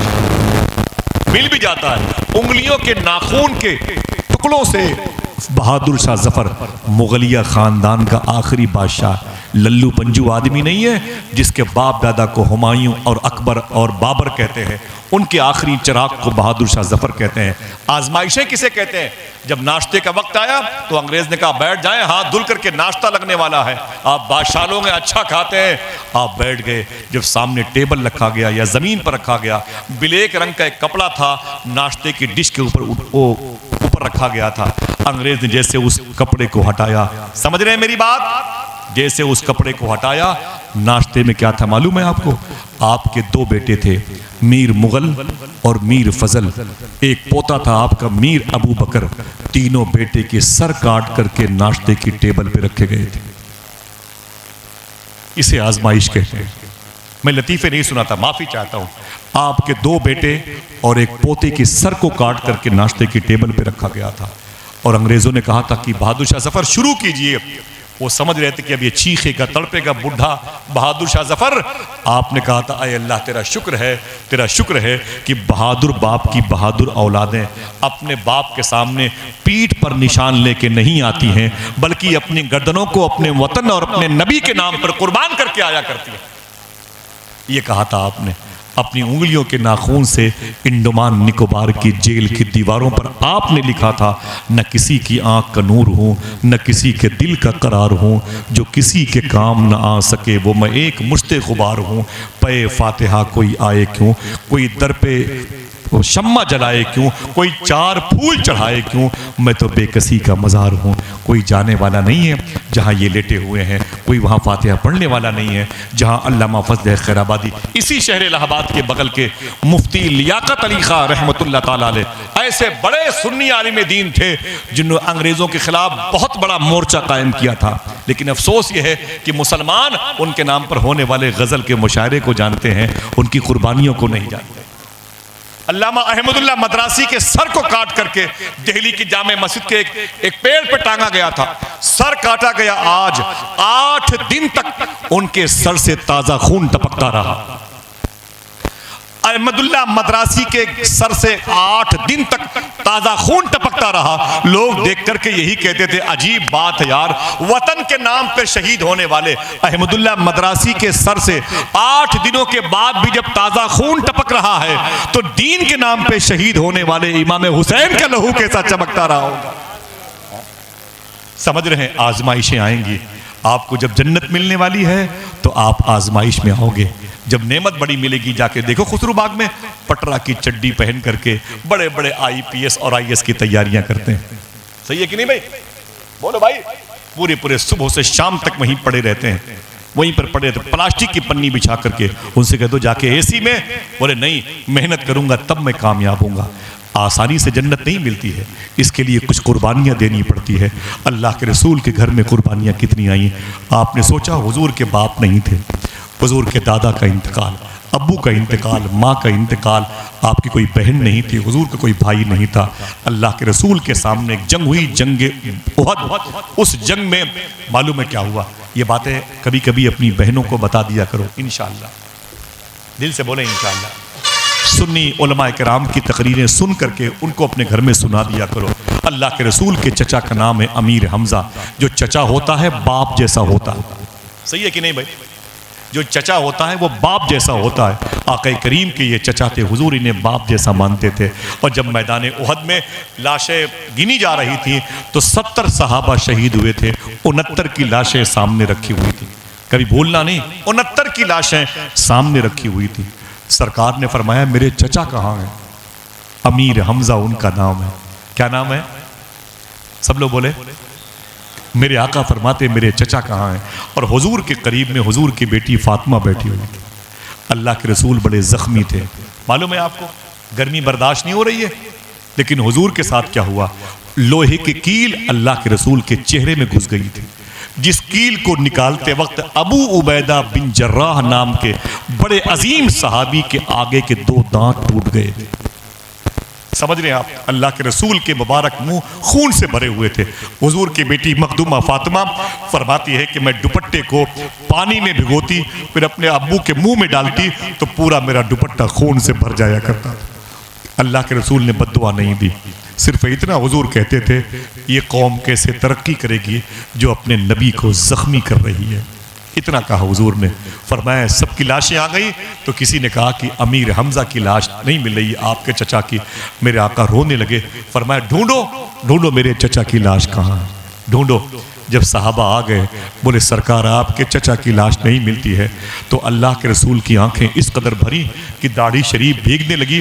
سرکار کھڑے ہو گئے، فرماتے اے میرے غلاموں آؤ چلو چل کر کے ڈھونڈتے ہیں کہ میرے چچا کی لاش کہاں ہے۔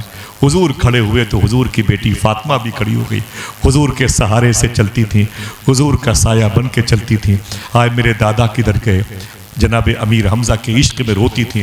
جب حضور آگے گئے نا، صاحبوں میں کوئی قصہ کہانی نہیں بیان کر رہا ہوں، حضور جب آگے گئے تو احد کی پہاڑی کے نیچے کیا دیکھا کہ حضور کے چچا کی لاش 15 ٹکڑوں میں کٹی ہوئی پڑی ہوئی، ایک لاش کے 15 ٹکڑے کیے ہوئے۔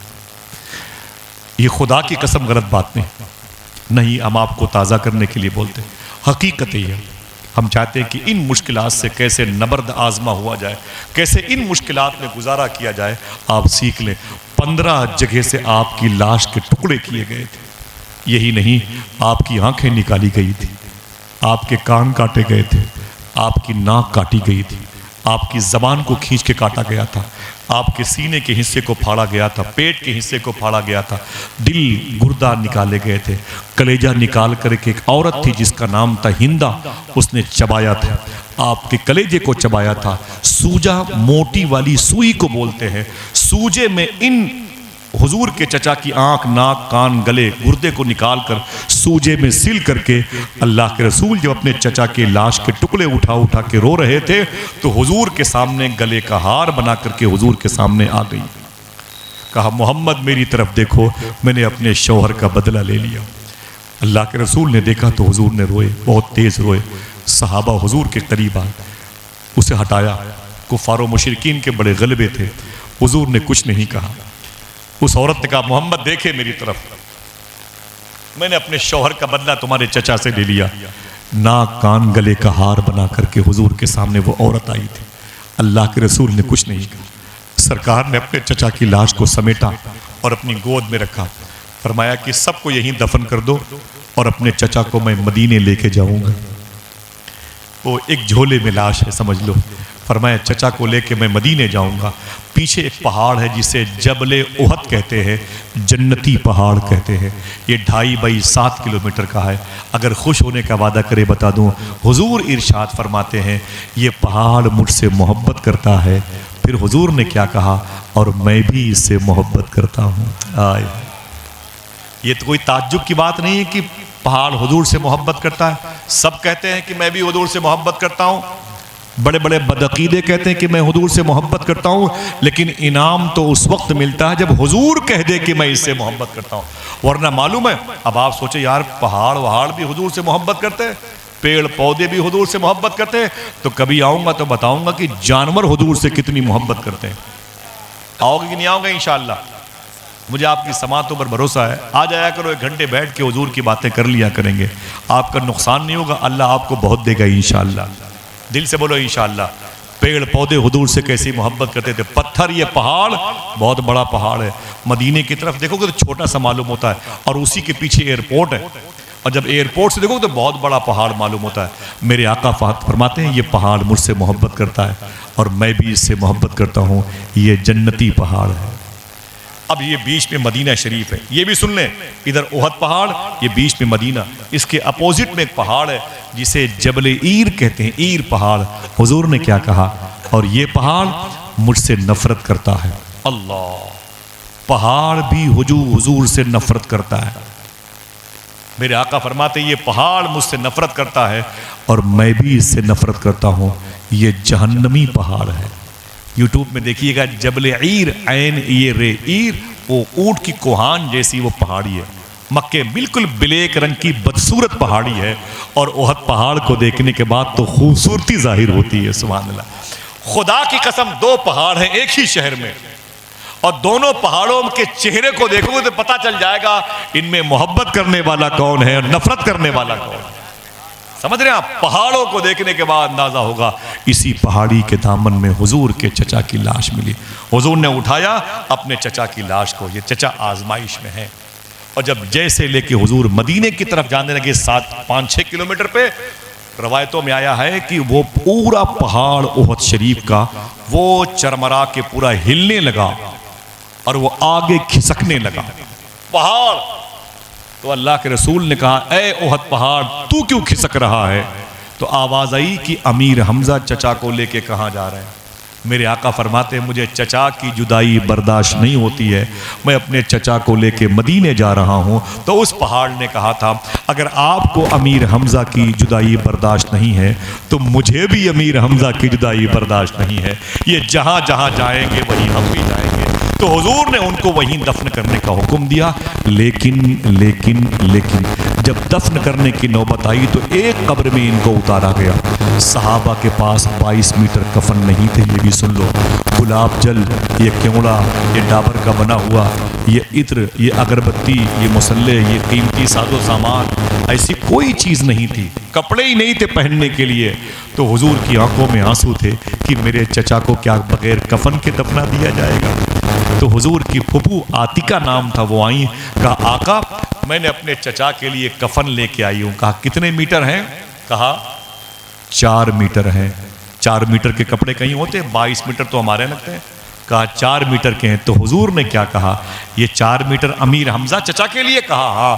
تو حضور نے دیکھا کہ امیر حمزہ کے بغل میں غریب صحابی تھے، ان کا نام تھا مصعب بن عمیر۔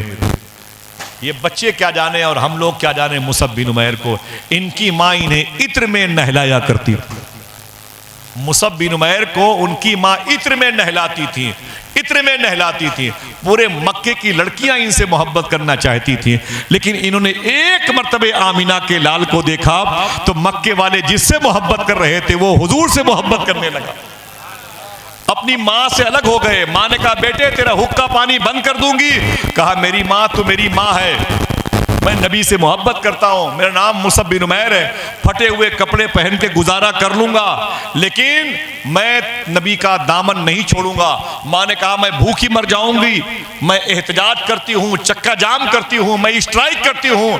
تو آپ نے کہا تھا سن میری ماں، تجھ جیسی ہزاروں ماں محمد کے نالین پہ قربان ہو جائیں۔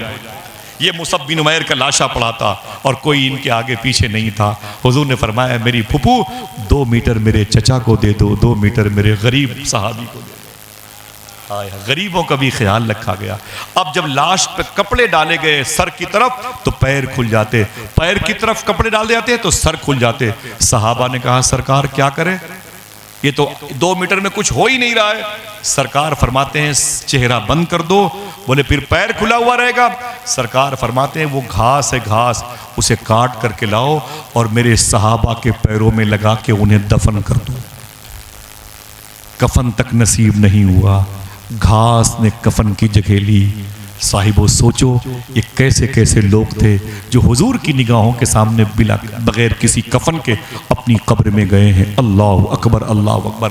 ان کے پیروں میں گھاس لپیٹ کر کے ان کو دفن کیا گیا. اب تیار رہیے گا سبحان اللہ کہنے کے لیے. بات یہ 3 ہجری کی ہے، آپ 1448 3 ہجری کی ہے. آج سے تقریباً 50 سال پہلے مدینہ شریف میں پانی کا ڈیم وہ کھل گیا. جب پانی کا ڈیم کھل گیا تو پانی کا بہاؤ تیزی کے ساتھ احد کے شہیدوں کی قبروں کی طرف آیا. جب احد کے شہیدوں کی قبروں کی طرف آیا تو ان کی قبریں نیچے سے اوپر آ گئیں. ان شہیدوں کی قبریں 1400 سال کے بعد اوپر آ گئیں. دل کہے تو بولنا رب کعبہ کی قسم، جب ان کی قبریں اوپر آئی تو دیکھنے والوں نے کیا دیکھا؟ ارے وہ کفن تو کفن ہے، وہ گھاس بھی ہری بھری تھی جو حضور کے غلاموں نے ان کے پیروں میں لگا رکھی تھی. ہائے ہائے حضرت ہاتھوں کو اٹھا کے بول دو سبحان اللہ. اللہ اٹھے ہوئے ہاتھوں کی آبرو بچا لے. آقا کریم صلی اللہ علیہ وسلم کو قتل کرنے کے چچا کو شہید کرنے والی اس مبارک خاتون نے بعد میں کلمہ پڑھا. لیکن مجھے کہنا یہ، آپ تھک گئے؟ ایک بات اور کر لو بس، آخری بات، اجازت ہے؟ بہت بہت شکریہ، بہت بہت شکریہ. بولو بھائی کچھ سیکھیں گے دین سے، کوئی دقت تو نہیں ہوتی؟ اپنے گھر لے جائیں. ذرا سی بات پر بھائی سے ناراض ہو جاتے ہیں، ذرا سی بات پر بھائی بھائی کا قتل کر دیتا ہے. اگر میں اس حوالے سے کہوں تو 50 کلومیٹر کے رینج کی بات ہے. ایک بھائی نے بھائی کو مارا، پھر دوسرے بھائی نے بھائی کو مارا. آواز آئی دکھ درد اپنے دل کا کسی سے کہے گا کون، آپس میں کٹ مریں گے تو آخر بچے گا کون. ہوں گے نہ ہم تو پھر تمہیں ہوں گے نہ تم تو پھر تمہیں بھائی کہے گا کون، ہوں گے نہ ہم تمہیں تو پھر بھائی کہے گا کون. ذرا سوچنے کی بات ہے. ہمارے ان اختلافات پائے جاتے ہیں، آزمائشوں سے نمٹنے کی صلاحیت ہمارے اندر نہیں پائی جاتی ہے. معمولی بات ہے. اللہ کے رسول کے چچا کو شہید کرنے والی جو ذات تھی اس کا نام تھا وحشی. ان پر حملہ کرنے والی جو عورت تھی اس کا نام تھا ہندہ. مکہ شریف میں تقریباً اسی واقعے کے 5 سال کے بعد حضور بیٹھے ہیں، لوگ ہول سیل کے حساب سے کلمہ پڑھ رہے ہیں. سبحان اللہ. آسان بات ہے، سننا بس بات ختم. ہول سیل کے حساب سے لوگ کلمہ پڑھ رہے ہیں. عورتوں کا جب وقت آیا نا تو عورتیں جھنڈ کے جھنڈ کلمہ پڑھنے کے لیے آئیں. تو عورتوں نے کلمہ پڑھا. ایک عورت سب سے آخر میں آئی، وہ نقاب کی پٹی سے اپنا چہرہ چھپا رکھا تھا. تو آئی حضور کی بارگاہ میں، فرمایا حضور سے اے مسلمانوں کے نبی کیا سب کی غلطیاں معاف کر دو گے؟ میرے آقا فرماتے ہیں آج اللہ سب کو معاف کر دے گا. اس نے کہا جن لوگوں نے سمیہ کو شہید کیا تھا، کہا اگر وہ ہو تو اس کو معاف کر دیا جائے. کہا جن لوگوں نے آپ کی پیٹھ پر سجدے کے وقت اونٹ کی اوجڑی رکھی تھی اسے معاف کر دو گے؟ میرے آقا فرماتے معاف کر دوں گا. فرمایا جس نے آپ کی بیٹی زینب کے پیٹ میں جب بچہ تھا اسے بلم سے نیزے سے مار کر کے اس کچے بچے کو گرا دیا تھا، کیا اسے معاف کر دیں گے؟ میرے آقا فرماتے معاف کر دوں گا. جن لوگوں نے آپ کے صحابہ کو پتھروں کے بیچ میں رکھ کر کے اوپر سے ان کے بدن پر پھر پتھروں کی بارشیں کی تھی، کیا اسے معاف کر دو گے؟ میرے آقا فرماتے سب کو معاف کر دوں گا. کہا جن لوگوں نے آپ کو مکے میں ستایا، کیا اسے معاف کر دو گے؟ میرے آقا فرماتے معاف کر دوں گا. کہا جن لوگوں نے مصعب بن عمیر کو مارا، کہا اسے معاف کر دوں گا. جن لوگوں نے حنظلہ کو شہید کیا، کہا اسے معاف کر دوں گا. کہا جن لوگوں نے زیاد کو شہید کیا، کہا اسے معاف کر دوں گا. کہا جن لوگوں نے خبیب کو شہید کیا، کہا اسے معاف کر دوں گا. تو اس عورت نے کہا اے محمد عربی اتنا بتائیے جس نے امیر حمزہ کو شہید کیا کیا اسے بھی معاف کر دو گے؟ اللہ کے رسول نے چچا کا نام سنا تو رونے لگے. سرکار نے گردن شریف جھکائی اور جھکا کے فرمایا اے عورت سن، آج اگر وہ میرے سامنے ہوتا تو میں اسے بھی معاف کر دیتا. چچا کی بات تھی، 5 سال پہلے کا واقعہ.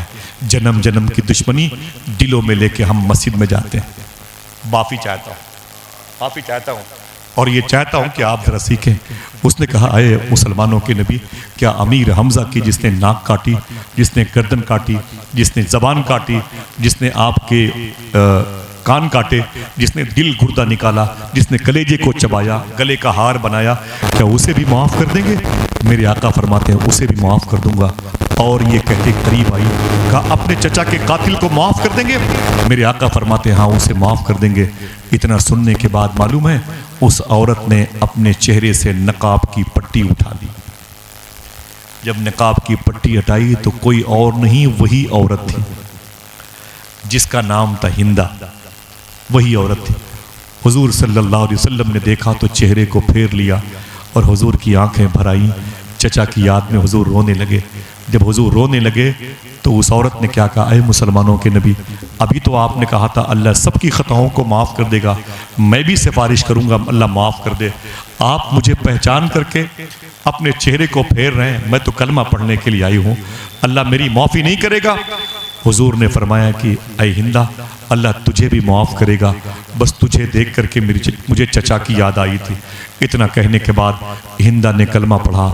کلمہ پڑھنے کے بعد ہندا حضور سے ملنے آتی تھیں، لیکن علماء نے کیا کہا، حضور نے کیا کہا تھا، اے ہندا میرے سامنے بے پردہ مت آیا کر، نقاب کی پٹی اپنے چہرے پر بند کر کے آیا کر۔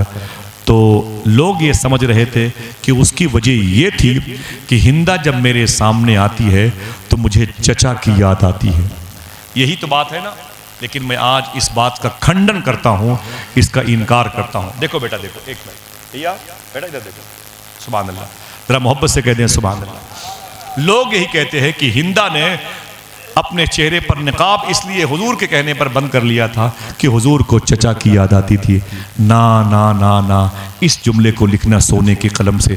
اس بنیاد پر حضور نے ہندا سے نہیں کہا تھا کہ تجھے دیکھتا ہوں تو چچا کی لاش یاد آتی ہے جو مسلی ہوئی تھی، جسے بکھیر دیا گیا تھا۔ نہ، بات یہ ہے کہ ہندا جب بھی حضور کے سامنے آتی تھی، بڑی بات ہے، جب بھی حضور کے سامنے ہندا آتی تھی حضور کو دیکھ کے اس قدر روتی تھی، اس قدر روتی تھی کہ ان کی ہچکیاں بن جاتی تھی، اور اللہ کے رسول کا اپنے سامنے کسی کا رونا پسند نہیں تھا۔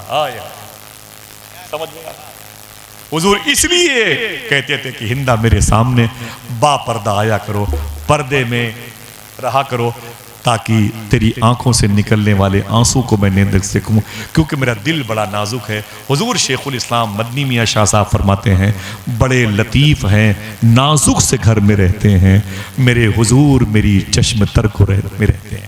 غریب بہنوں کو تو ہم گاڑیوں پہ نہیں بٹھاتے، اگر وہ بہنیں آزمائش میں آ جائیں تو ہم ان کا ساتھ کہاں سے دیں گے؟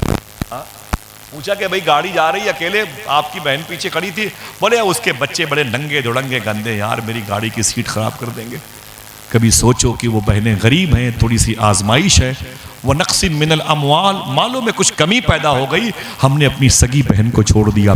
اللہ کے رسول کی ایک بات سنیں، اللہ کے رسول نے جب مکہ شریف فتح کیا تو حضور کی اپنی سگی بہن کوئی نہیں تھی، لیکن ایک لڑکی تھی، اس کا نام تھا ام ہانی۔ ام ہانی، انہی کے حضور معراج کی رات سو رہے تھے جب اللہ نے عرش اعظم پہ بلوایا تھا۔ یہ کون ہے؟ حضور کی بہن نہیں ہے، سگی مولا علی کی بہن ہے، ام ہانی ان کا نام ہے۔ ام ہانی اپنے گھر میں اپنے بچوں کے ساتھ بیٹھی تھی، تو بچے کہہ رہے تھے امی آج مکے کا پانسا پڑ گیا۔ کہا کیا ہوا؟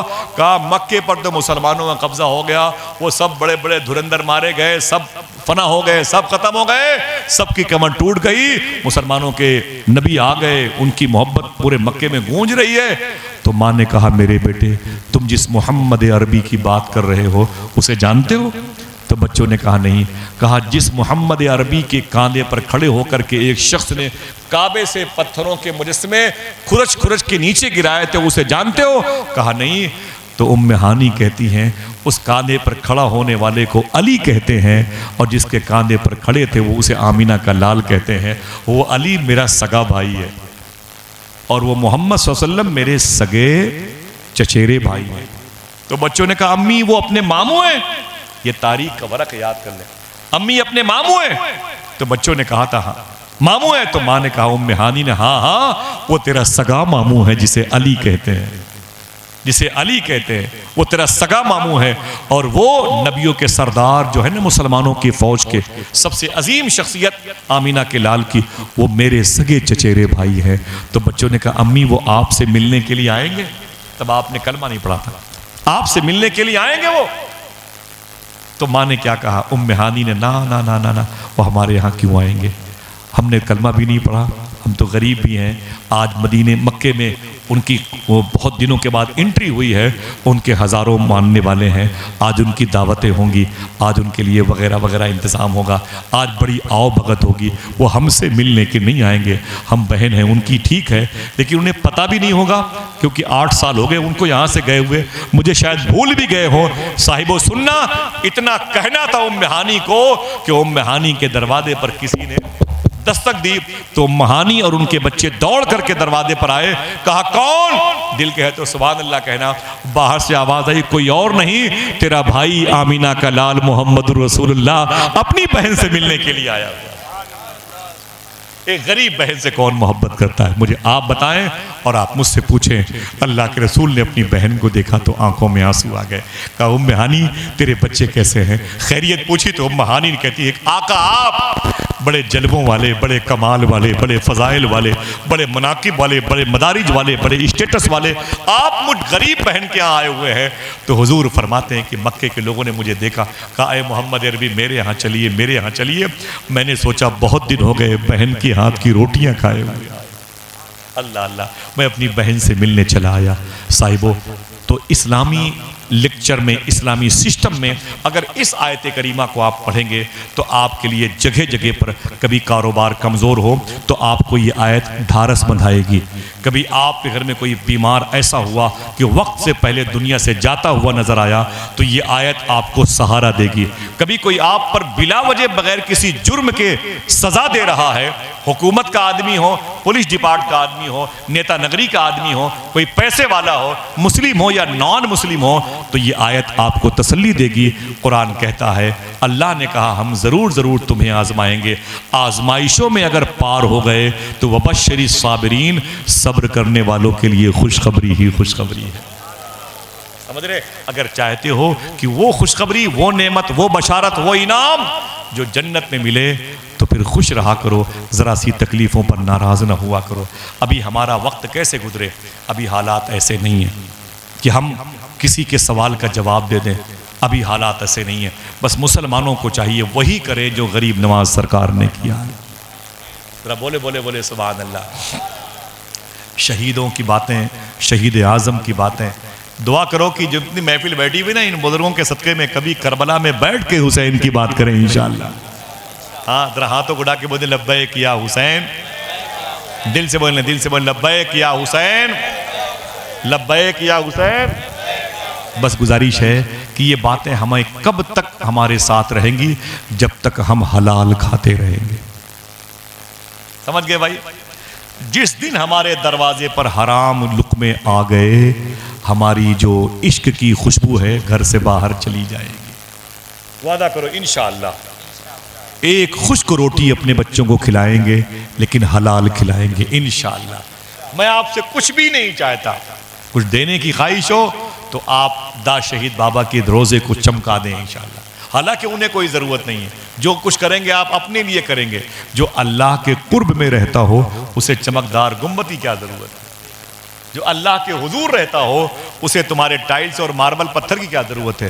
اس پتھر کی ہمیں ضرورت ہے تاکہ ہماری آنکھوں کو سکون مل جائے، اس گنبد کو دیکھ کے ہمیں راحت مل جائے۔ وہاں کے لیے کرو۔ کچھ دینا ہے مجھے تو پیروں کی مٹی دو تاکہ میری قبر میں کام آئے۔ گزارش، اگر آپ یہ سچ بولتے رہے اور حلال کھاتے رہے تو خدا کی قسم جہاں بھی رہو گے وہاں کامیاب رہو گے۔ دل سے بولے انشاءاللہ۔ باپ نے اگر اپنے بیٹے کو حلال کھلا کے پال پوس کے بڑا کیا ہے تو بیٹا جب بڑا ہوگا تو اپنے باپ کو اپنے سر کا تاج سمجھے گا۔ وادی عفیف سے گزرتے ہوئے لنگڑے باپ کو ایک بیٹے نے اپنے ہاتھ میں اٹھا لیا، گودی میں، کہا ابو آپ چل نہیں پا رہے ہیں، آپ کو میں تھوڑی دور لے کے چلتا ہوں۔ بوڑھے باپ کو اس نے اٹھا لیا، وہ لنگڑا تھا اس کا باپ، جب اٹھا لیا تو تھوڑی دور آگے جانے کے بعد اس کی آنکھوں سے آنسو نکلے اور ٹپ ٹپ ٹپ ٹپ وہ آنسو باپ کے چہرے پر گرے۔ تو باپ نے کہا کہ اے میرے بیٹے مجھے اتارو۔ جب باپ کو اتار دیا گیا نا، جملہ سننا، اتار دیا گیا تو باپ نے کہا بیٹے میرے پیر میں تکلیف ہے لیکن تو نے مجھے گود میں لیا، ارے یہ بتا کیا یہ عفیف کا راستہ ہے کیا یہ کریلی والا راستہ ہے کیا؟ یہ خلد آباد چوراہا ہے کیا؟ سمجھ رہے میری بات؟ باپ نے کہا کیا یہ وادی عفیف ہے کیا؟ تو بیٹے نے کہا ہاں ابو ہاں یہ وادی عفیف ہے۔ تو باپ کی آنکھوں میں آنسو آ گئے، آنسو آ گئے۔ بیٹے نے کہا ابو کیوں؟ تو باپ نے کہا آج میں بوڑھا ہوں اور تو جوان ہے، تو مجھے اپنی گود میں اٹھاتا ہے۔ جب میں جوان تھا اور میرا باپ بوڑھا تھا، اسی راستے پہ میں نے اپنے باپ کو اٹھایا، ہائے ہائے اسی راستے میں نے اپنے باپ کو اٹھایا تھا۔ صاحبوں سوچیں اور محنت کریں، یہ ماں باپ بڑی نعمت ہے جنہوں نے آپ کو پال پوس کے بڑا کیا، اور آپ اگر ماں باپ ہیں تو اپنے بچوں کو حلال کھلائیں تاکہ بچے بڑے ہو کر کے اپنے ماں باپ کی نافرمانی نہ کریں۔ دل سے بولیں انشاءاللہ، دل سے بولیں، دل سے بولیں۔ لکھنؤ میں IPS ادھیکاری تھے، ادھیکاری غیر مسلم تھے، 2 بیٹے لندن میں پڑھتے تھے، ابھی نئی کہانی ہے، لندن میں پڑھتے تھے اور ماں اور باپ یہاں رہتے تھے، ریٹائرڈ ہو گئے، غیر مسلم تھے۔ ماں بیمار پڑ گئی تو باپ نے کہا اے میرے بیٹو امی کو دیکھ لو۔ ماں نے کہا بیٹے آ جاؤ، ڈاکٹر کو دیکھتی ہوں تکلیف ہوتی ہے، تمہیں دیکھوں گی سکون مل جائے گا، آ جاؤ میرے بیٹے آ جاؤ۔ آئے نہیں دونوں بیٹے، جاب ہے، ملازمت ہے، ڈیوٹی ہے، سروس ہے، ٹائم نہیں ہے۔ آپ ان کے پاس یہ کہتے رہے، انگریزی بولتے رہے، ماں مر گئی۔ باپ نے ویڈیو کال کے ذریعے سے ماں کی لاش کی ویڈیو بھیجی اپنے بیٹوں کو، تیری ماں تڑپ تڑپ کے مر گئی، آ اپنی ماں کے دریا میں ڈالنے کے وقت تو آ جا، یا اسے مجھے آگ جلانا ہے، آ جا آ جا۔ کوئی بیٹا نہیں آیا۔ 3 دن کے بعد دروازے پر دستک ہوئی تو باپ جب دروازے پر گیا تو ایک بیٹا اٹیچی لیے ہوئے باہر کھڑا تھا، ایئرپورٹ کی گاڑی سے اتر کر کے باپ نے بیٹے کو دیکھا، پہچان لیا، دونوں روئے۔ تو باپ نے کہا کہ وہ بڑا والا بھائی نہیں آیا، تو چھوٹا بھائی کیوں آیا؟ ابھی تو آیا، بڑا والا بھائی کیا دوسرے ایئرپورٹ پہ امیگریشن کاؤنٹر سے گزر رہا ہے؟ کیا بات ہے، فلائٹ اس کی ڈیلے چل رہی ہے؟ کہا نہیں وہ نہیں آیا، کلیجے باہر آ جائیں گے۔ بیٹے نے کہا چھوٹے والے نے بڑا والا بھائی نہیں آیا۔ کہا کیوں نہیں آیا، وہ کیوں نہیں آیا؟ تو چھوٹے بیٹے نے کیا کہا، ابو اس نے مجھ سے کہا تھا ماں مر گئی ہے تم چلے جاؤ، باپ مر جائے گا تو میں چلا جاؤں گا۔ سمجھ رہے ہیں آپ؟ یہ ہے نئی تعلیم جسے آپ نے انگریزی کا نام دے رکھا ہے۔ آپ کی ماں سے الگ کر دے گی، آپ کے باپ سے الگ کر دے گی، آپ کی بہنوں سے آپ کو الگ کر دے گی، اللہ کے رسول کی بارگاہ سے رشتے آپ کے توڑ دے گی، مسجد سے، سجدوں سے، قرآن سے آپ کا رشتہ توڑ دے گی۔ آپ کہتے رہو گے کہ اس دل کے پھپھولے جل اٹھے سینے کے داغ سے، اس گھر کو آگ لگ گئی گھر کے چراغ سے۔ کاش اپنے بچوں کو حلال کھلا کے پالیں تو بچے بڑے ہو جائیں گے، جیسے جیسے بڑے ہوتے جائیں گے ماں باپ کے قدم کو چومنے والے، ماں باپ کے ہاتھ کو چومنے والوں میں شامل رہیں گے۔ اتنا سنا تو ادھیکاری صاحب نے کیا کیا معلوم ہے؟ کمرے میں چلے گئے اور پسٹل لی، اپنی کنپٹی پہ رکھی، سوسائڈ کر لیا۔ آواز آئی تو پڑوسی آ گئے، پولیس آ گئی، لاش کو نکالا باہر، ڈائری میں نوٹ لکھ کے ادھیکاری صاحب گئے تھے، اے میرے بیٹے تو نے کیا کہا کہ ماں مر گئی ہے اس لیے میں آیا ہوں، اور بڑے بھائی نے کہا باپ مر جائے گا تو میں آؤں گا۔ سن میرے بیٹے سن، اب جا کے کہنا بڑے بھائی سے آپ کو آنے کی ضرورت نہیں ہے، میں اکیلے دونوں کو نپٹا کے واپس آ چکا ہوں۔ سمجھ رہے ہیں صاحبوں؟ یہ ہے وہ نئی تعلیم جسے ہم نے مدر ٹریسا اسکول میں حاصل کیا ہے۔ کاش کبھی بیٹھیں قرآن کے قریب، کبھی بیٹھیں کسی عالم دین کو 100 روپے دے کر کے دین سیکھیں، محلے میں کہیں بھی بیٹھ کر کے کسی کے پاس بیٹھ کے حضور کا دین سیکھیں۔ مشکلات آئیں تو پھر حسین کو یاد کریں، بھوک لگے تو پھر امام زین العابدین کو یاد کریں، بہنوں کے سر سے دوپٹے نوچے جائیں تو مخدومہ زینب کو یاد کریں، کوئی بچیوں کے چہرے پر مسلمان سمجھ کے تماچے مارے تو مخدومہ سکینہ کو یاد کرو، کوئی آپ کے بچوں کے پیروں میں بیڑیاں پہنائے تو پھر امام زین العابدین کو یاد کرو، کہیں پانی پینے پر پابندی ہو تو پھر کربلا والوں کو یاد کرو، کہیں سچ بولنے پر کوئی جرم ہو تو سرکار امام زین العابدین کے خطبے کو یاد کرو، اگر کچھ پریشانیاں آئیں تو دوسرے پارے کی اس آیت کو یاد کرو۔ اللہ کہتا ہم تمہیں ضرور ضرور آزمائیں گے۔ اللہ کس سے کہہ رہا ہے؟ اور آپ مسلمان ہیں تو ہاتھ اٹھا کے بول دیں اللہ تیرا شکر ہے، جب ہو مسلمان تو آزمائے جاؤ گے۔ وہ چاہے اتر پردیش کے سی ایم صاحب کی طرف سے اور چاہے پی ایم صاحب کی طرف سے، ایک بات یہ بھی سن لیں، ظلم کی طاقت بہت ہوتی ہے، اس کی عمر بہت کم ہوتی ہے۔ سمجھ رہے ہیں آپ؟ بڑے بڑے بادشاہوں کی نسلیں ظلم جن پر ہوا ہے ان کے بچوں کی ہائے سے مٹ گئی ہیں، لیکن غریب نواز کا گنبد آج بھی مسکرا رہا ہے، وارث پاک کا روضہ آج بھی چمک رہا ہے، سرکار مدار اعظم کی دہلیز آج بھی چمک رہی ہے، سرکار غازی پاک کا در دولت کدہ آج بھی مسکرا کر کے باتیں کر رہا ہے۔ دوستو آئیے اس قرآن کی آیت تطہیر کو اپنے لیے آئیڈیل بنائیں تاکہ مشکلات کے دور میں ہمارے لیے سہارا بن سکے۔ کبھی زندگی میں کوئی بات شریعت کے خلاف میری زبان سے نکلی، میں توبہ کرتا ہوں، استغفر اللہ ربی من کل ذنب واتوب الیہ، لا الہ الا اللہ محمد رسول اللہ صلی اللہ علیہ وسلم۔ کل کے دن کا بزرگوں کا ایک عمل ہے، حضور غوث اعظم سرکار نے فرمایا، میں اپنے پہلی صف کے بزرگوں سے، آخری صف کے بچوں سے، بھائیوں سے گزارش کرتا ہوں، آپ بھی اپنی ماں کو، بہنوں کو، بیوی کو، بچوں کو بتائیں وقت ملے تو کل مغرب کی نماز سے پہلے تک اب شروع کر دیں، یعنی رات سے لے کر کے کل مغرب کی نماز سے پہلے تک 786 مرتبے آپ لکیر کے گولائی میں بیٹھ کر بڑی خاموشی سے بسم اللہ الرحمن الرحیم، بسم اللہ الرحمن الرحیم، بسم اللہ الرحمن الرحیم پڑھ لیں۔ حضور غوث اعظم فرماتے ہیں محرم شریف کی پہلی تاریخ کو اگر کوئی 786 مرتبے بسم اللہ الرحمن الرحیم یکسوئی کے ساتھ کہیں بیٹھ کے پڑھے گا، اللہ اسے سال بھر آفات اور مصیبتوں سے محفوظ رکھے گا۔ دعا کریں اللہ توفیق دے، کوئی دباؤ نہیں ہے، اللہ توفیق دے، انشاءاللہ کہہ دو، دل سے کہہ دو انشاءاللہ، ٹھیک ہے، اللہ آپ سب کو سلامت رکھے۔ دیکھیں بتایا شاکر بھائی نے، بھتیجے وغیرہ تھے، ختنے وغیرہ کی تقریب تھی، عقیقہ وغیرہ کی تقریب تھی، اور پھر یہ 700-800-900 لوگوں کے لنگر کا انتظام کیا گیا۔ واصف علی واصف کہتے ہیں جس کے دسترخوان سلامت ہیں ان کی نسلیں سلامت ہیں۔ کنجوس آدمی کے گھر میں کبھی جانے کا دل نہیں کہتا، بے برکتی معلوم ہوتی ہے، اور جس کے ہم مہمان آتے رہتے ہیں ان کے گھروں میں بیماروں کو لے جاؤ تو اللہ شفا عطا فرما دیتا ہے۔ سمجھ رہے ہیں؟ ایک نعرہ لگائیں اور پھر اجازت دیں، اور میں گزارش کروں گا انس بھائی سے وہ تشریف لائیں، یہ مجھ سے چھوٹے ہیں لیکن ان کے پاس مجھ سے زیادہ نیکیاں بھی ہیں اور مجھ سے زیادہ بزرگوں کا فیض بھی سمیٹ رکھا ہے، بہت نعت کو نعت کے لہجے میں پڑھتے ہیں۔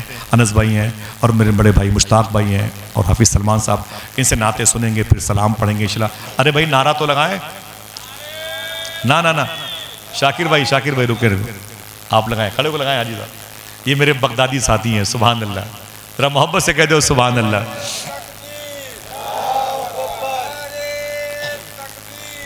ماشاءاللہ، سبحان اللہ، سبحان اللہ، یا رسول اللہ، بہت بہت شکریہ۔ یہ غوث پاک کی بارگاہ میں بھی نعرے لگاتے تھے ماشاءاللہ۔ ہم سے کہنے لگے آصف بھائی وہ ٹور والا کہہ رہا ہے کہ 2 دن کے بعد چلنا ہے تو کیا کیا جائے، تو میں نے کہا کہ میری ذمہ داری تھی آپ کو بغداد لانے کی، لے کے جانے کی میری ذمہ داری نہیں تھی۔ بولے تو کیا ہم یہیں رہیں گے؟ میں نے کہا غوث پاک کی بارگاہ میں رہو، جھاڑو لگاؤ، اور کیا چاہیے، ہے کہ نہیں؟ لوگ دعا کرتے ہیں کاش بغداد میں گھر اپنا بناتے جاتے، دیکھتے آپ کے دربار کو آتے جاتے۔ دا شہید بابا کی چوکھٹ پہ جائیں تو بغداد شریف جانے کی دعا کریں انشاءاللہ، دل سے بولیں انشاءاللہ، ٹھیک ہے؟ میں گزارش کروں گا، جی بہت بہت شکریہ انس بھائی، میں گزارش کروں گا، اور اظہر بھائی بیٹھے ہوئے ہیں ماشاءاللہ، ارے ماشاءاللہ اظہر بھائی بیٹھے ہوئے، اظہر پھول پوری بھائی، میں نے دھیان نہیں، معافی چاہتا ہوں بھائی، بار بار ہم کو آپ لوگ زندہ رکھتے ہیں ماشاءاللہ۔ یہ چشتی ورلڈ چینل ان کا چل رہا ہے، بہت بڑا نیٹ ورک ہے، کئی ملکوں تک پھیلا ہوا ہے، تو موجود ہیں، ناز شریف سماعت کریں گے انشاءاللہ۔